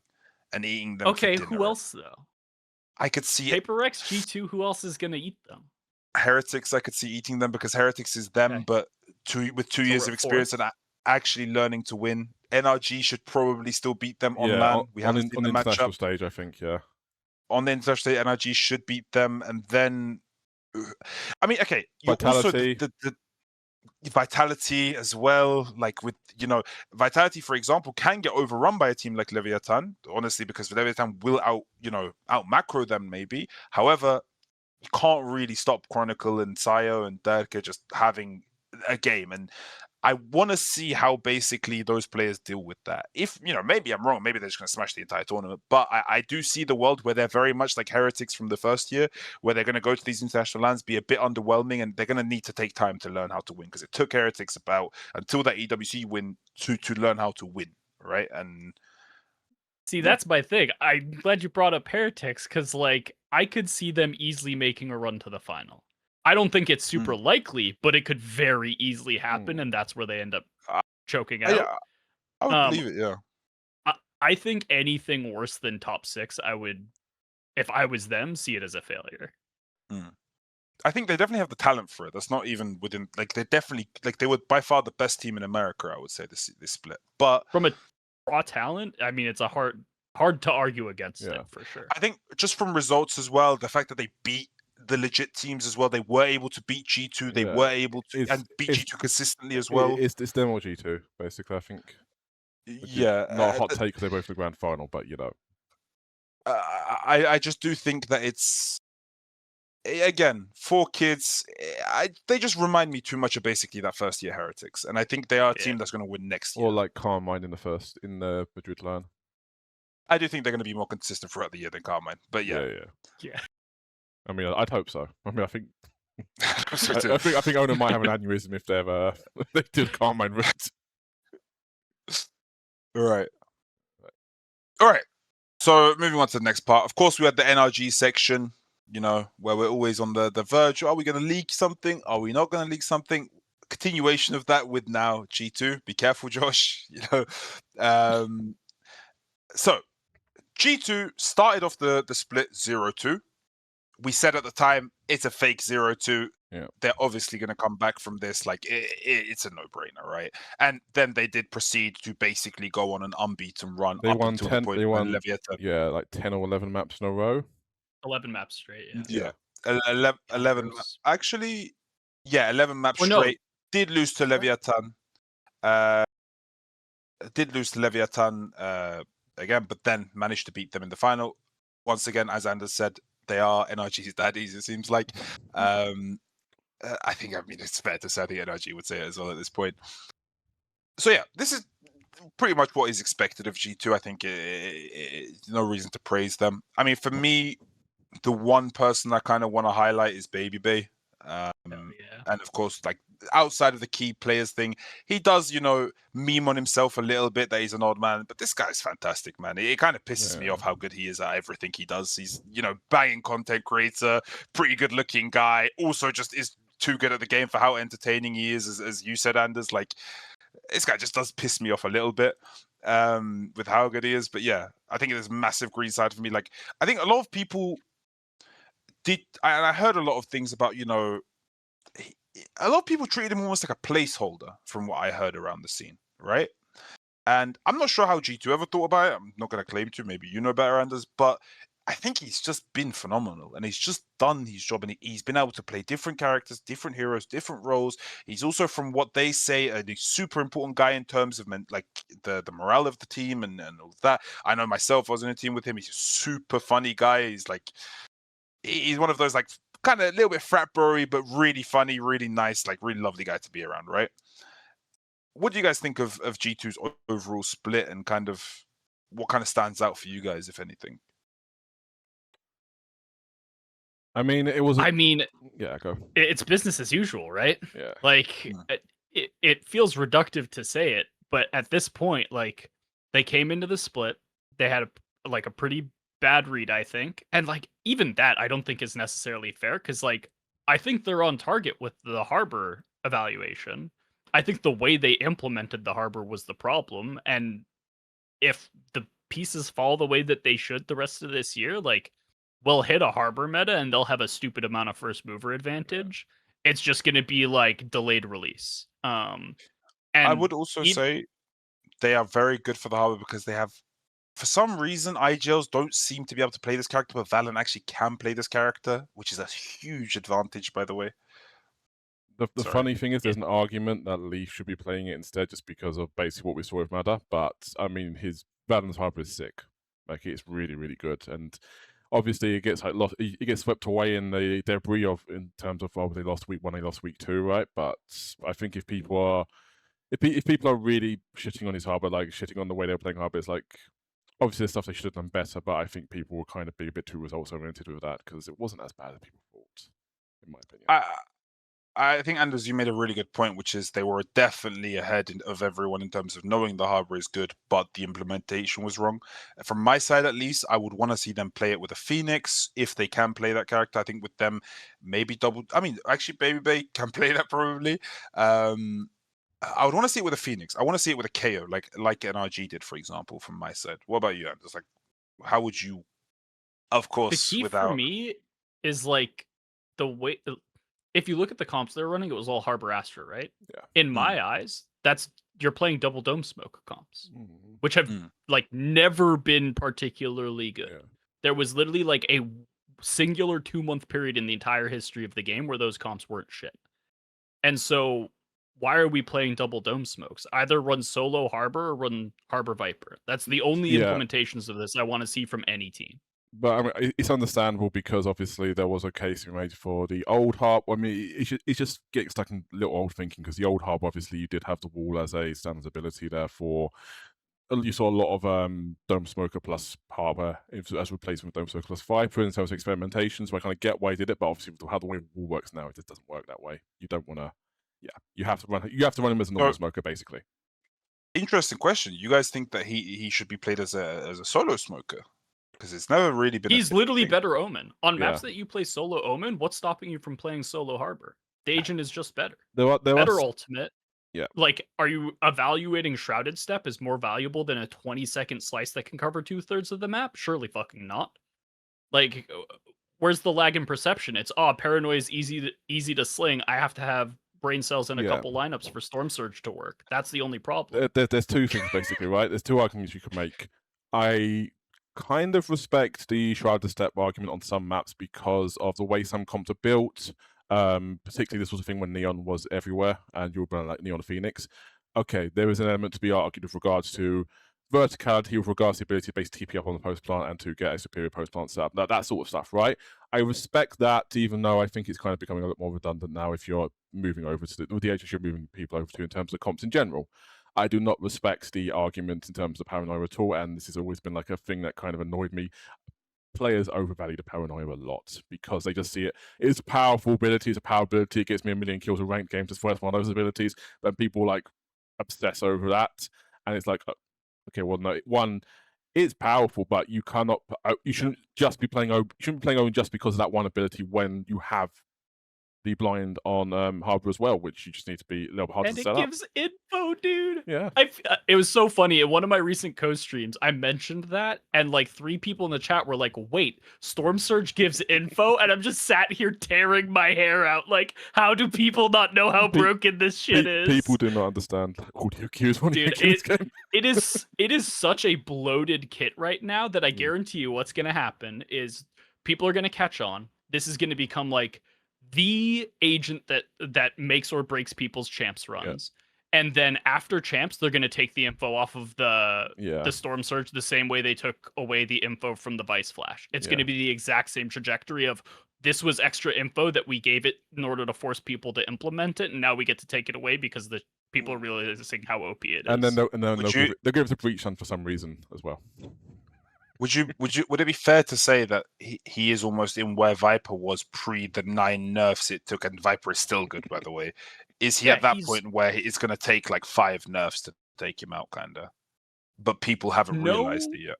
I think the thing with Viper is that she's still the only agent in an entire like archetypal vertical. She is the only primary slicer in the game. And funnily enough, the Harbor rework only made that even more true than it used to be. And so like he's not at that level because there's still the opportunity cost. Like I think Astra is still better than Harbor on some maps. It requires like specific comps and specific conditions, but like you look at Pearl, would I run solo Harbor there over solo Astra? It's gonna depend on a lot of specifics. All right. So kind of going into the best map, which we have said for G2 is Pearl, right? I think we said it for Pearl. Yes. Yeah. Run me through that. I mean, I am a Pearl scrub completely, so I'm going to leave it to you boys. Okay. So first thing to say, they changed comp on this map. Week 1, they run the Astra Harbor. Since then, they've run Neon Phoenix, Vice, Fade Astra. I believe that's correct. Leaf on the Phoenix. I think this makes sense. Like I said, there is a thing with this map, to be fair, where Valiant's an incredibly good Harbor, but Leaf should probably be playing it if you want to unlock it, really. But screw it, that makes it so hard at the comp to play Phoenix. All good. I like the comp on the map. And like I said, they've been good at Pearl for a long time. Their defense is a really strong side. I had a really good round here, just sort of showcasing what makes them really good. Let me pull Want to see if this is the round that I had? It probably isn't the same round, I think. So, but this was just like their, I guess, just a quote unquote their bonus, or their anti-bonus round. But I just want to show you. I'm showing you just to show you the setups. So what we discussed about mid before, so fucking far off from mid, right? They're played on sites. They're playing 2 back here. Impossible position to flash for the attacking team. They can always flood. They can always stop the plant from here. Jorg is holding space and rotates super quickly. He knows that okay, he can get one out here potentially, but he can control a sort of area. They have the wall up there. So it's going to be so difficult for teams basically to get into this area because they have to go through this shit art line. And it's like, well, what the fuck do we do? Because I can just stand here. What are you going to do to me afterwards? You ain't going to chase me down from that position ever, which is why Art is such a trap most of the time. He even doesn't even get particular value on it. And they're just holding pit. He's holding pit, literally sitting in pit with the Odin. They have to try and flash that out, but they're cool. You're just playing here still. You still have 2 people up here. You have the Phoenix Zero to come in quickly for Flower. They cannot clear the A site. And more importantly, like clearing A site doesn't even matter if you can't get the 2 sidearms towards spawn. It's like Fracture, where like if you get a B post plant and you're not taking Canteen and Elbow, doesn't matter. It's really favored for retake. Yeah, and then they come into street here and one person just yep. What are you going to do? This is the thing. This is, I think this, obviously this isn't like the best run quote unquote to be playing. This kind of thing, and like Lev loses round on time in the end. This encapsulates why their defense is so good and how they understand the map and how teams just can't abuse that. I mean, the Astral Vice comp works very well. It makes it very hard for teams to walk into mid against them, how to use util and bait. And this is the case of when we said in terms of, okay, if you can win the lobby fights on Pearl, that makes everything easy, right? That's easy mode. Being able to stick sites there and 6 sites there in a 2-1-2, basically with a very like smart loose rotator, some util down here, whatever. That's like the hard mode of playing the site. But if you can do that, then what the fuck do you do against it? Like, and like Lev were like lost against this. They lost multiple rounds of time in this match, which is a bit of an owner team thing historically. I think you've done it. That happens a little bit, but that shows you how this team suffocates you on defense. Got great movement, personal duelist, perfect Matthews type corners. Yeah, it's just like it's hard to find a hole in these setups. And again, when I was on RG, we kind of dreaded playing this team on Pearl because they just understood it, and it was always so hard to find holes in their defense as a result. Anderzz, what do you think? Pearl is one of my favorite maps, I think, in terms of like how confident I am in my macro strategic read of it, and like how much of that meshed well with the way that G2 both was like already playing it and the way that I could sort of help iterate on the way that they were handling it. I think that like the one point that I can highlight that isn't me leaking anything egregious is like they're basically the only team in the world that handles mid the way that they're supposed to. And not only do they handle it well at like a base theory level, but like the second and third layers past that basic theory are all implemented as well. Like it's incredibly impressive. Yeah. I mean, and if we switch to attack as well, talk a little bit about that. Their attack has been not as good. It's still solid. It's still, I think you're playing it the right way. It's just a little bit less. They don't have the gap they have in other teams on that thing. But it also still plays. It's a compositional issue. Yeah. My hot take is honestly, if Lev had the level of mid understanding that they should on defense, they actually probably win the map against G2. Interesting. By going Fade over Sova, your ability to consolidate B long is so dog shit that as long as that's being checked by Neon's chamber, you're in very deep trouble.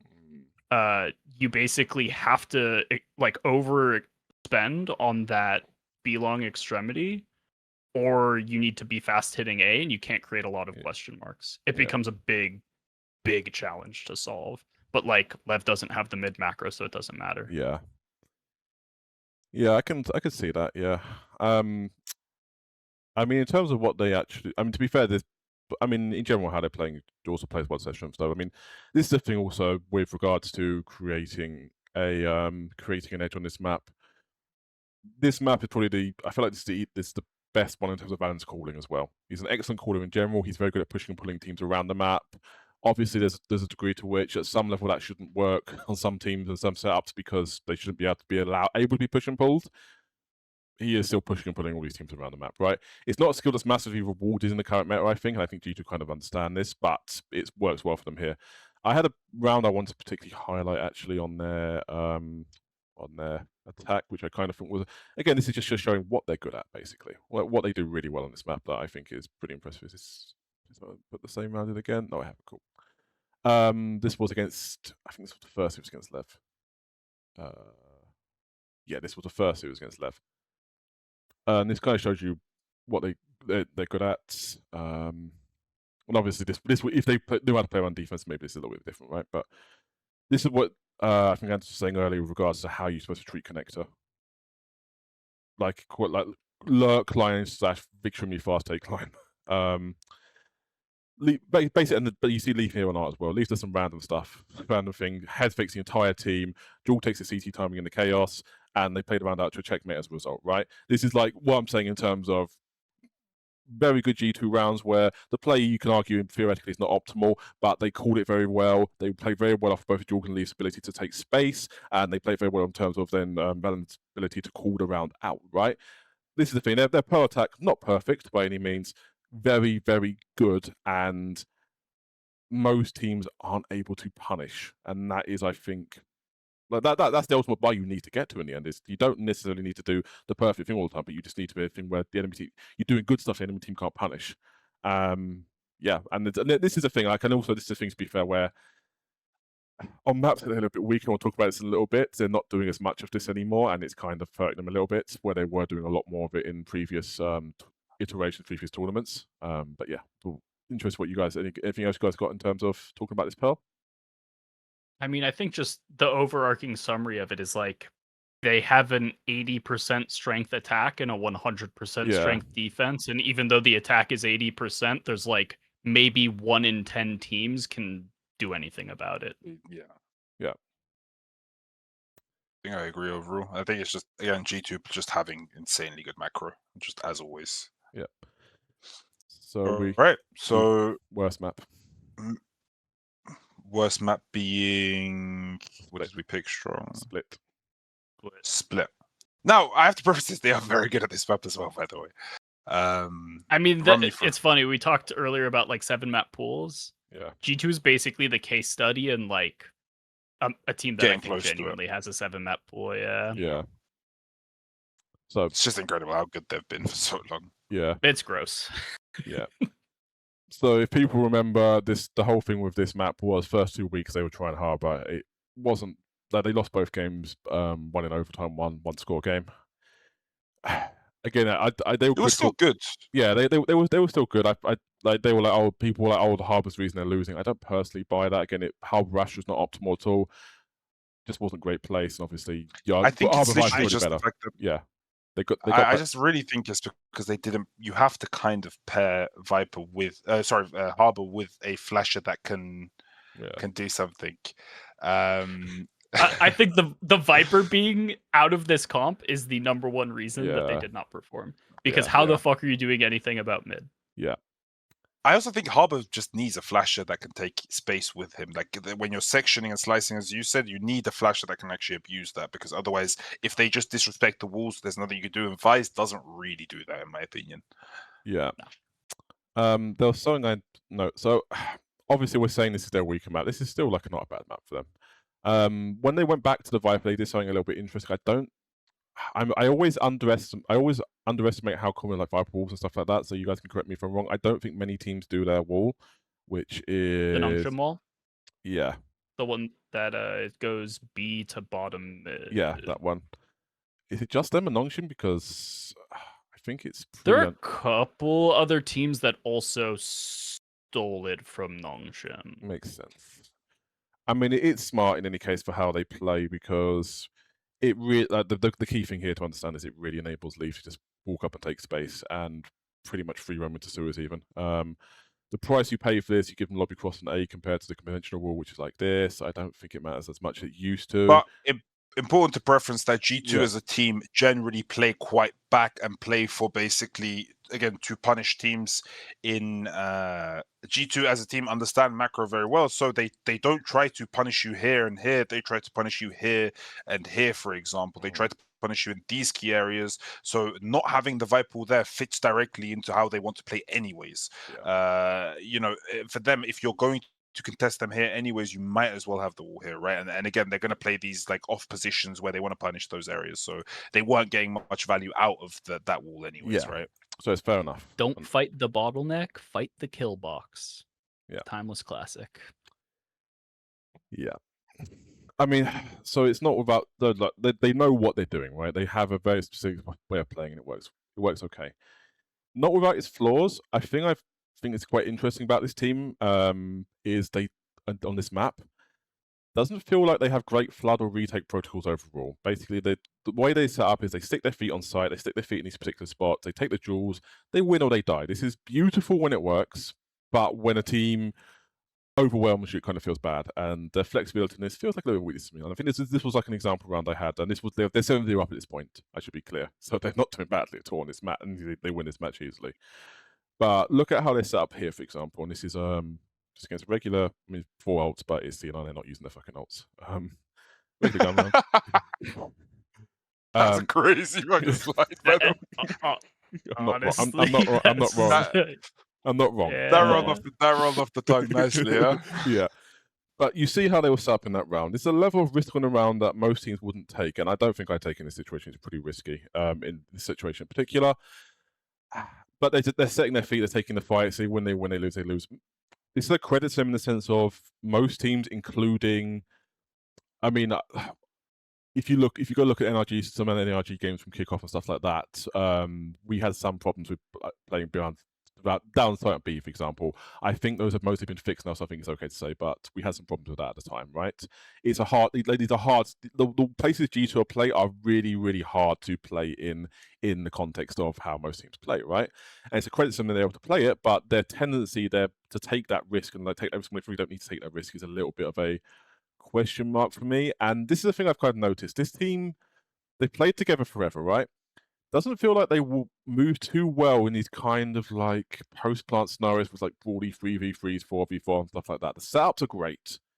In terms of how they position, how they play off each other, speaks well to coaching and Baby Bay is, in my opinion, because he's hugely central to this. It does seem they are surprisingly like there is like a gear they don't have, which a lot of the more experienced teams have with regards to their ability to basically say, right, fuck it, we will take this 4v4 post plant where we're just basically everyone fighting out and all trading off util, just trying to fight as a squad, basically. It's a weird thing that they don't seem to have that so much. They're not, again, it's not bad by any means, but I think it is a little bit limited/limiting. I don't know what you guys think about that. I think that's a pretty accurate take, but I think that's more of like a map specific reps issue. Right. Like I don't really look at it at like a player synergy level, because like would you say that applies to much of the rest of their map pool? It's hard to say. I mean, there's a little bit of a consistency thing with this team where they seem to flip. I don't know how far down the map pool it goes, but I have noticed this thing where they seem to flip between either being incredibly good at that stuff or like struggling almost overnight. Because when we played them on Split in kickoff, they were insane on it, and they were doing also a thing where they were playing a lot more aggressively than they previously have been. Obviously, there was this thing where he's completely overwhelmed us, right? And they were playing for basically these areas on defense and then these areas on attack. They were playing incredibly deep. They were exploiting the fuck out of the comp, basically. It is one of those, but I think there is something to be said for. There are teams that are like better at fighting together without the reps. If that makes sense, yeah. There are teams who can switch comps, can switch roles. Let's do this overnight. Well, generally not roles. They got quite set roles, but they can switch in stuff more easily and still maintain that ability to fight. The fact that G2 do seem to need a little bit more practice on it when they switch comps, a little bit more practice on it. That is something where it's like, it's not a huge weakness, like game to game. It's not a huge weakness map to map, but it is something that you, like if I'm a team Counter-Strike, then for example, I am thinking about that at least, right? And it is something that they should on their side, maybe they should be thinking about themselves with regards to, is this some, like, they can always do the short-term thing in terms of they go onto the map and they rep the thing, right? Is this something that they're doing in terms of their approach that they can fix longer term on that? Is like a point of consideration, I think. I mean, the defense hasn't been too bad, but it is like you can't really poke too many holes in G2's defense. That is like the one major criticism I would have, and there's a couple of maps I can get applied, so I can't remember which ones exactly right now. But yeah, I mean, the Split is probably the one that I would. Yeah, that's by far the worst one. Like, it's interesting because you're like, oh yeah, the Nongshim wall that like lets Nate lets Leaf push up and like go for sewers control.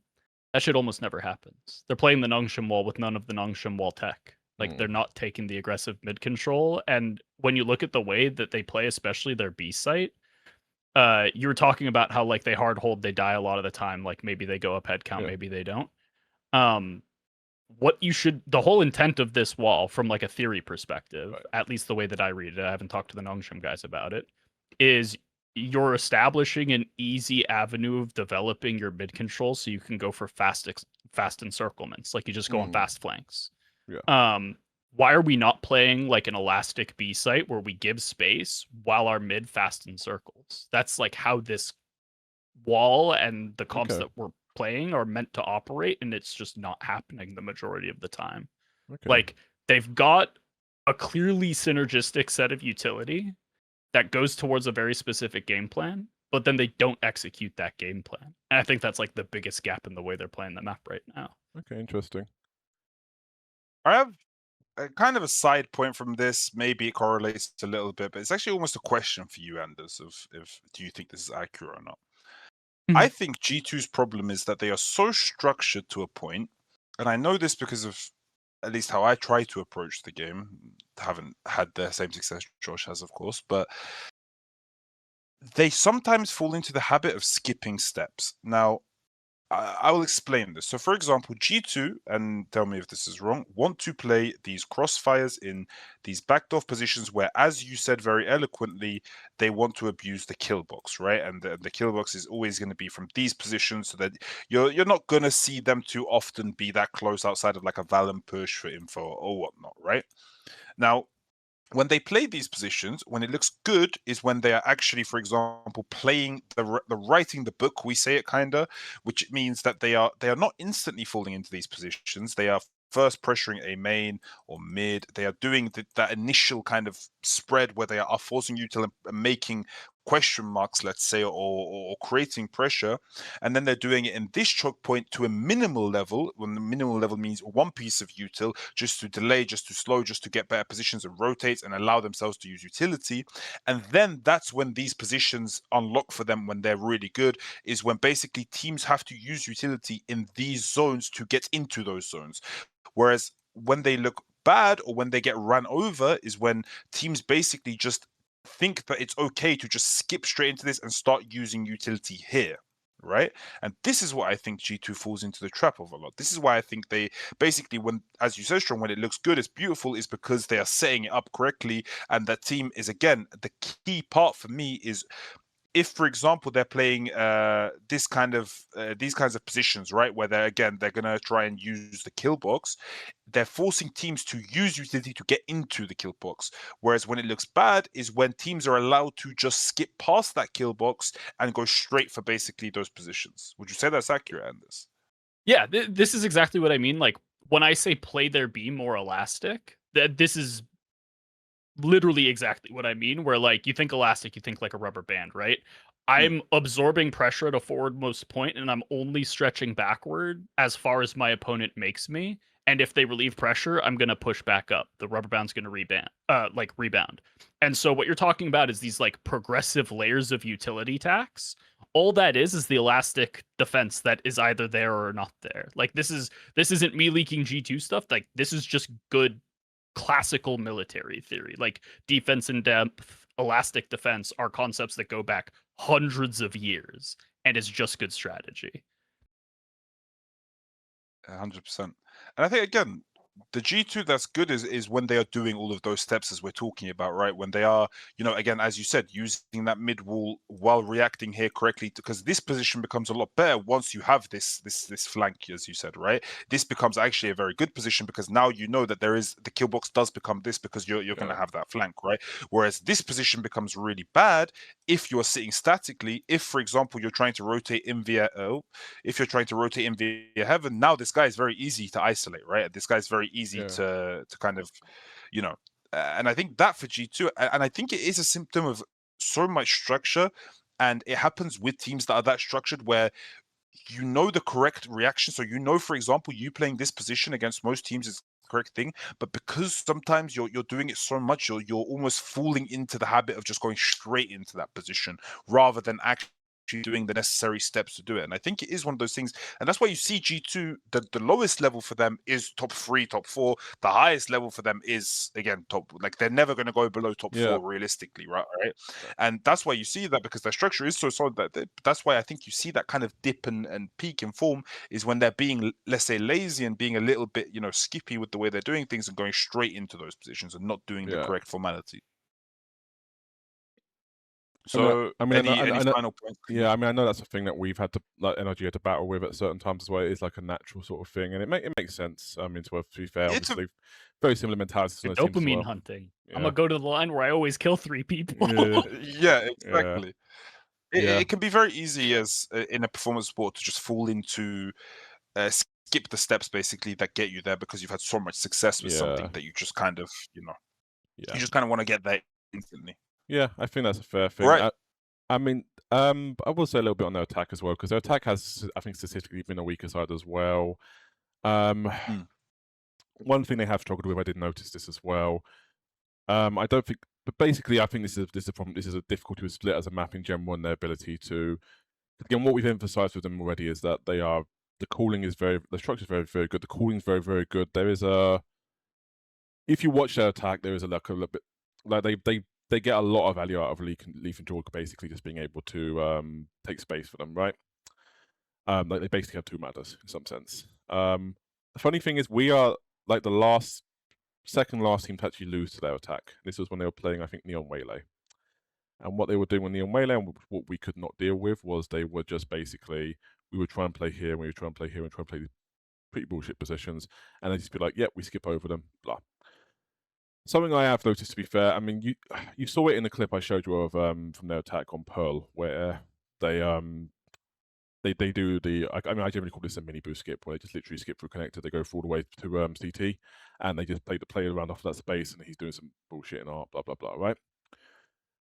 I think there is a degree to which G2 are struggling on a comp level to replicate that special source of basically jumping a team, because that G2 we didn't see much of that G2 because they stopped playing a lot of these comps pretty quickly, because I guess there are limitations on the other side.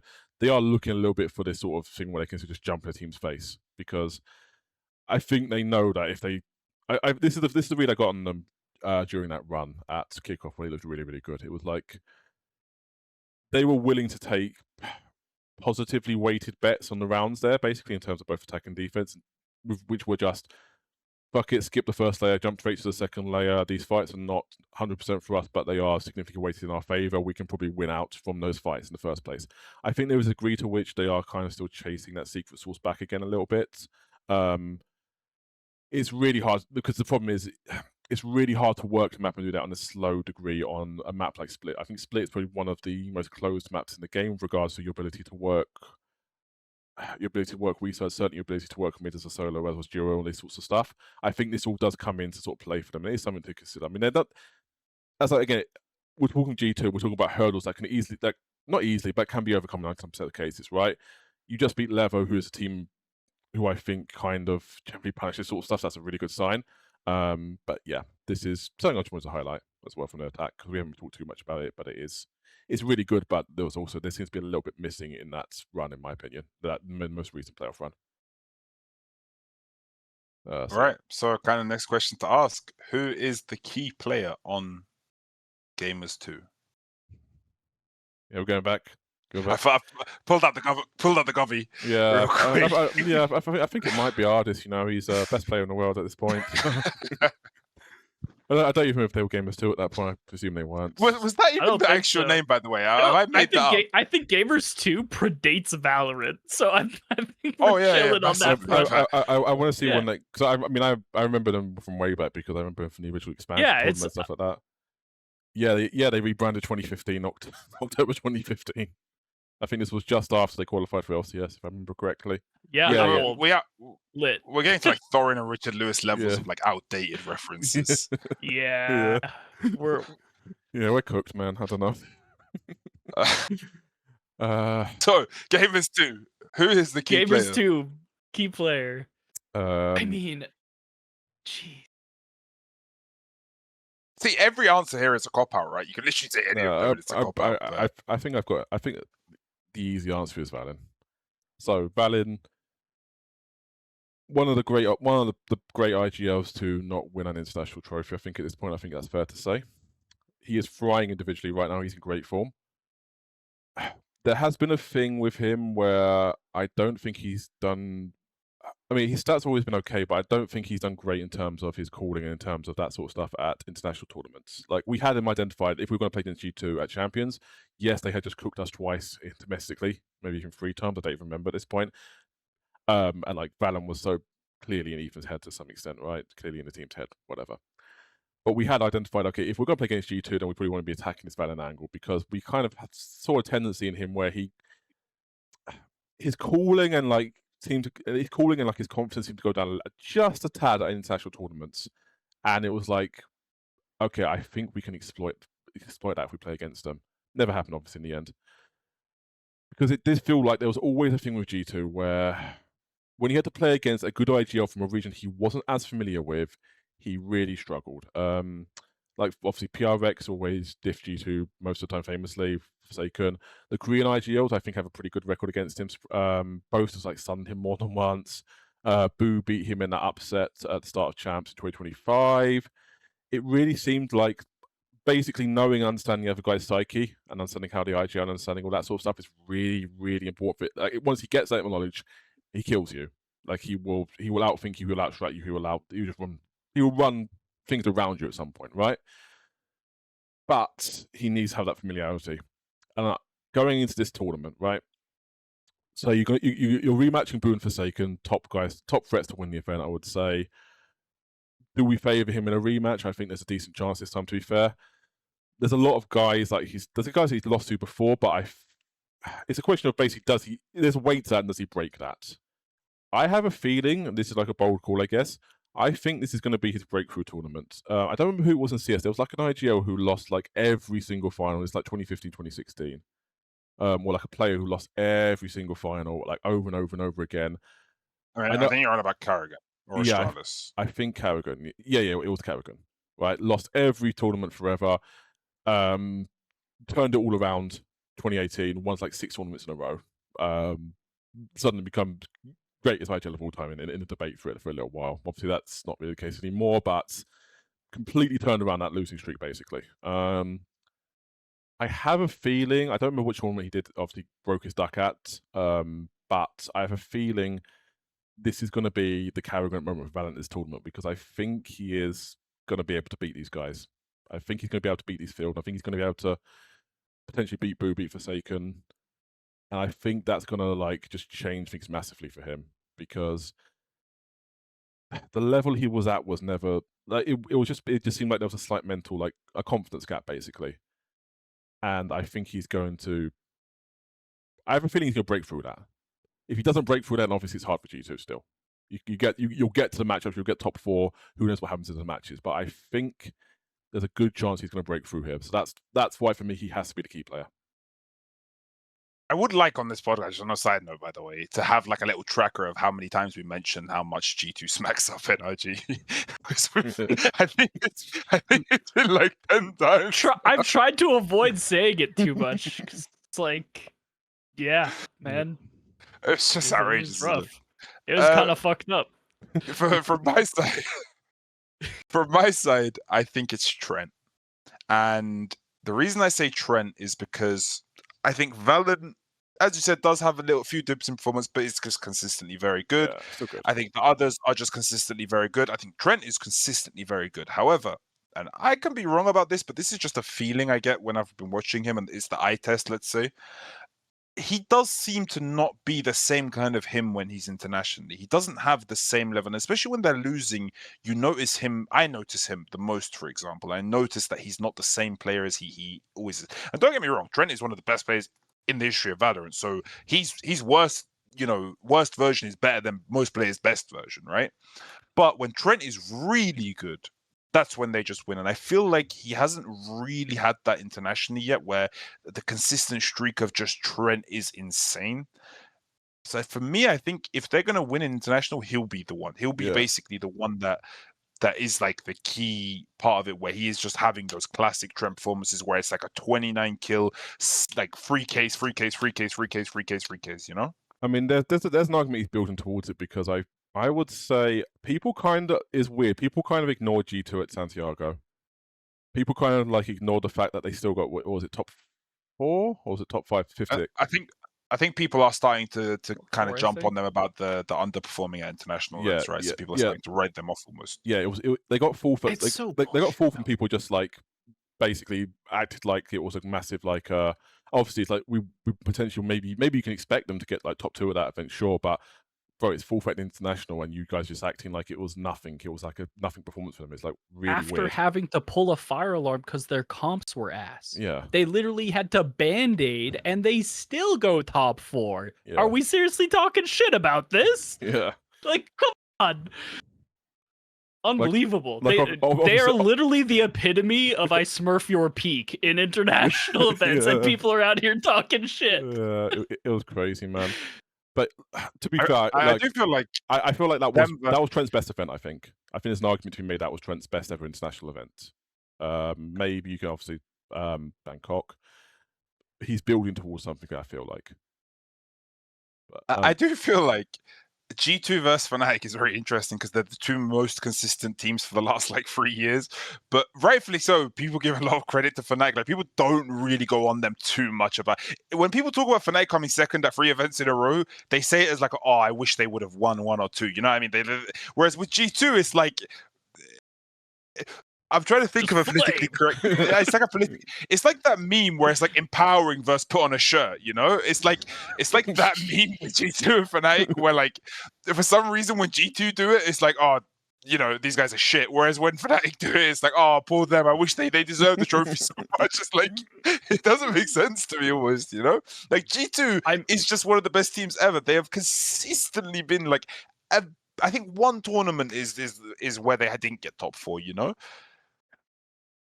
Like in a world where Valorant, like, bro, half these players aren't even good for a whole year. They're mostly good for a split. G2 and Fnatic, especially G2 being this good for this long is incredible. Through so many metas, dude. I talk to Josh about this sometimes. Like, I'm not leaking anything, but like they get so like Josh, Peter, and Valen is like the coaching staff IGL triad gets so little credit for how meta resilient they are. It's actually fucked. It's outrageous, mate. And like with them especially, I feel like it is a little bit of like they lack Riz or something. Like where people like, I don't know, they maybe need to do more TikTok dances or something because like it's psychoanalysis. There's no face to the team the same way Boaster is a face to the team, so you're not empathetic. That's gotta be it, right? Probably, right? Because dude, these guys for the last like I want to say even when they were in tier 2, everyone knew they were like probably the best team, right? Like that's how good these guys have been for so long. And the only thing that stops me from saying they're the best Valorant team ever, or one of them, is the fact that they just haven't been able to win an international trophy. Otherwise, by every other metric, especially in Valorant, because we do not have any consistency at all, they're literally the only team I can think of that is always at an event. Have they missed an event for the last like since they've been in franchising? No. Seriously? Nope. Like, especially now that Fnatic has had this year they're having, like, we have to at some point have a conversation, right? Well, it's hard to call them the best, event, but they did miss. They missed Madrid. That's the last event they missed.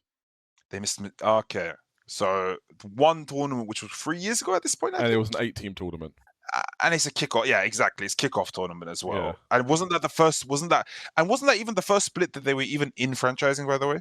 I believe so. It was, yes. Yeah, and then they immediately made changes after that, and they've been the best ever since, by the way. Yeah. So, yeah. anderzz, who would be the key player for you? You stole my answer, but I have a very different reasoning of why it's my answer. So I'm still going to fucking say it. So, my thing with Trent is a marriage of your guys' answers, where, like, I don't think it's completely fair to say that Valen has like a mental block against international competition, but I do think that regardless if it's in his head or it's just like a reality of the situation, like calling it internationals is harder. Big shock. Yeah. I think that people grossly underestimate how critical Trent's intangibles and secondary calling are to whether or not this team does well. Okay.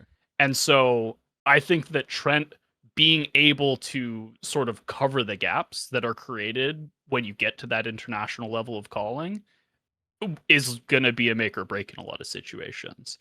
And like, you're saying it's going to be like their Kerrigan moment or whatever. Different analogy, similar sort of thought. I think that this event is going to be Trent's Leo moment. He, having worked with both of them, Trent is the only player I would ever put in the same category as Leo.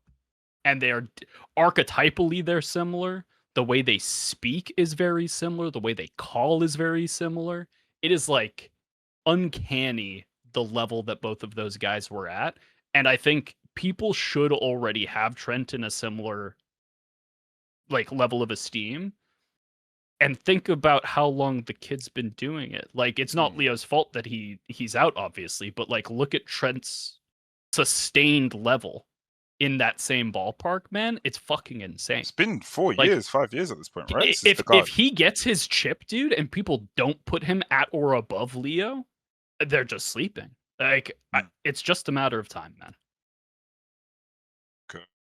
Really good answer. So, now, this is kind of a useless question, but what are our predictions for G2 / expectations? They gotta win the event.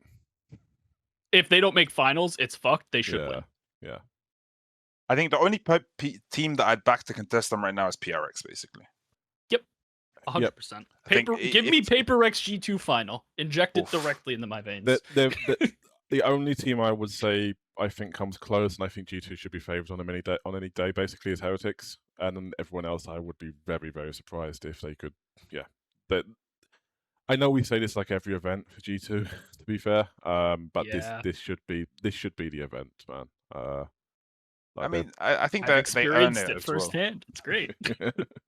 It's this event, surely. I will say it's going to be a banging event in terms of one of the first matches is going to be Footballist versus Full Sense, which will be Prison Valorant, full bar fight, just Octagon Valorant. And then one of the last games could potentially be G2 PRX, which will be just beautiful Valorant at some point. So I am excited for that. But I just, dude, it's so funny too. Like, I've got Josh and Wendler, both two of like my closest friends in Valorant, and the fact that they're both just on like the 1 and 2 seed teams realistically globally, I'm like, damn, my friends are hype as fuck. 100%.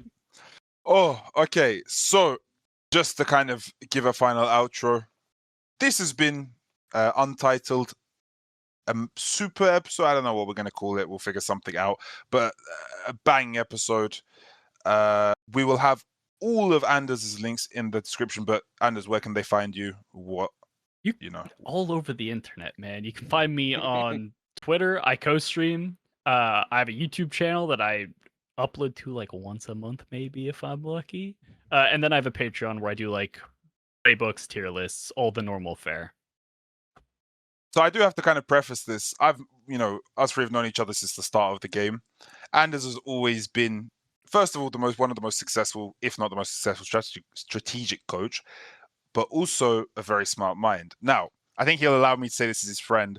I think a lot of people I think we don't have a lot of people with college educations in Valorant. Just due to the nature of our jobs, there's not a lot of well-educated people. So I do think when you use big words, it puts people off.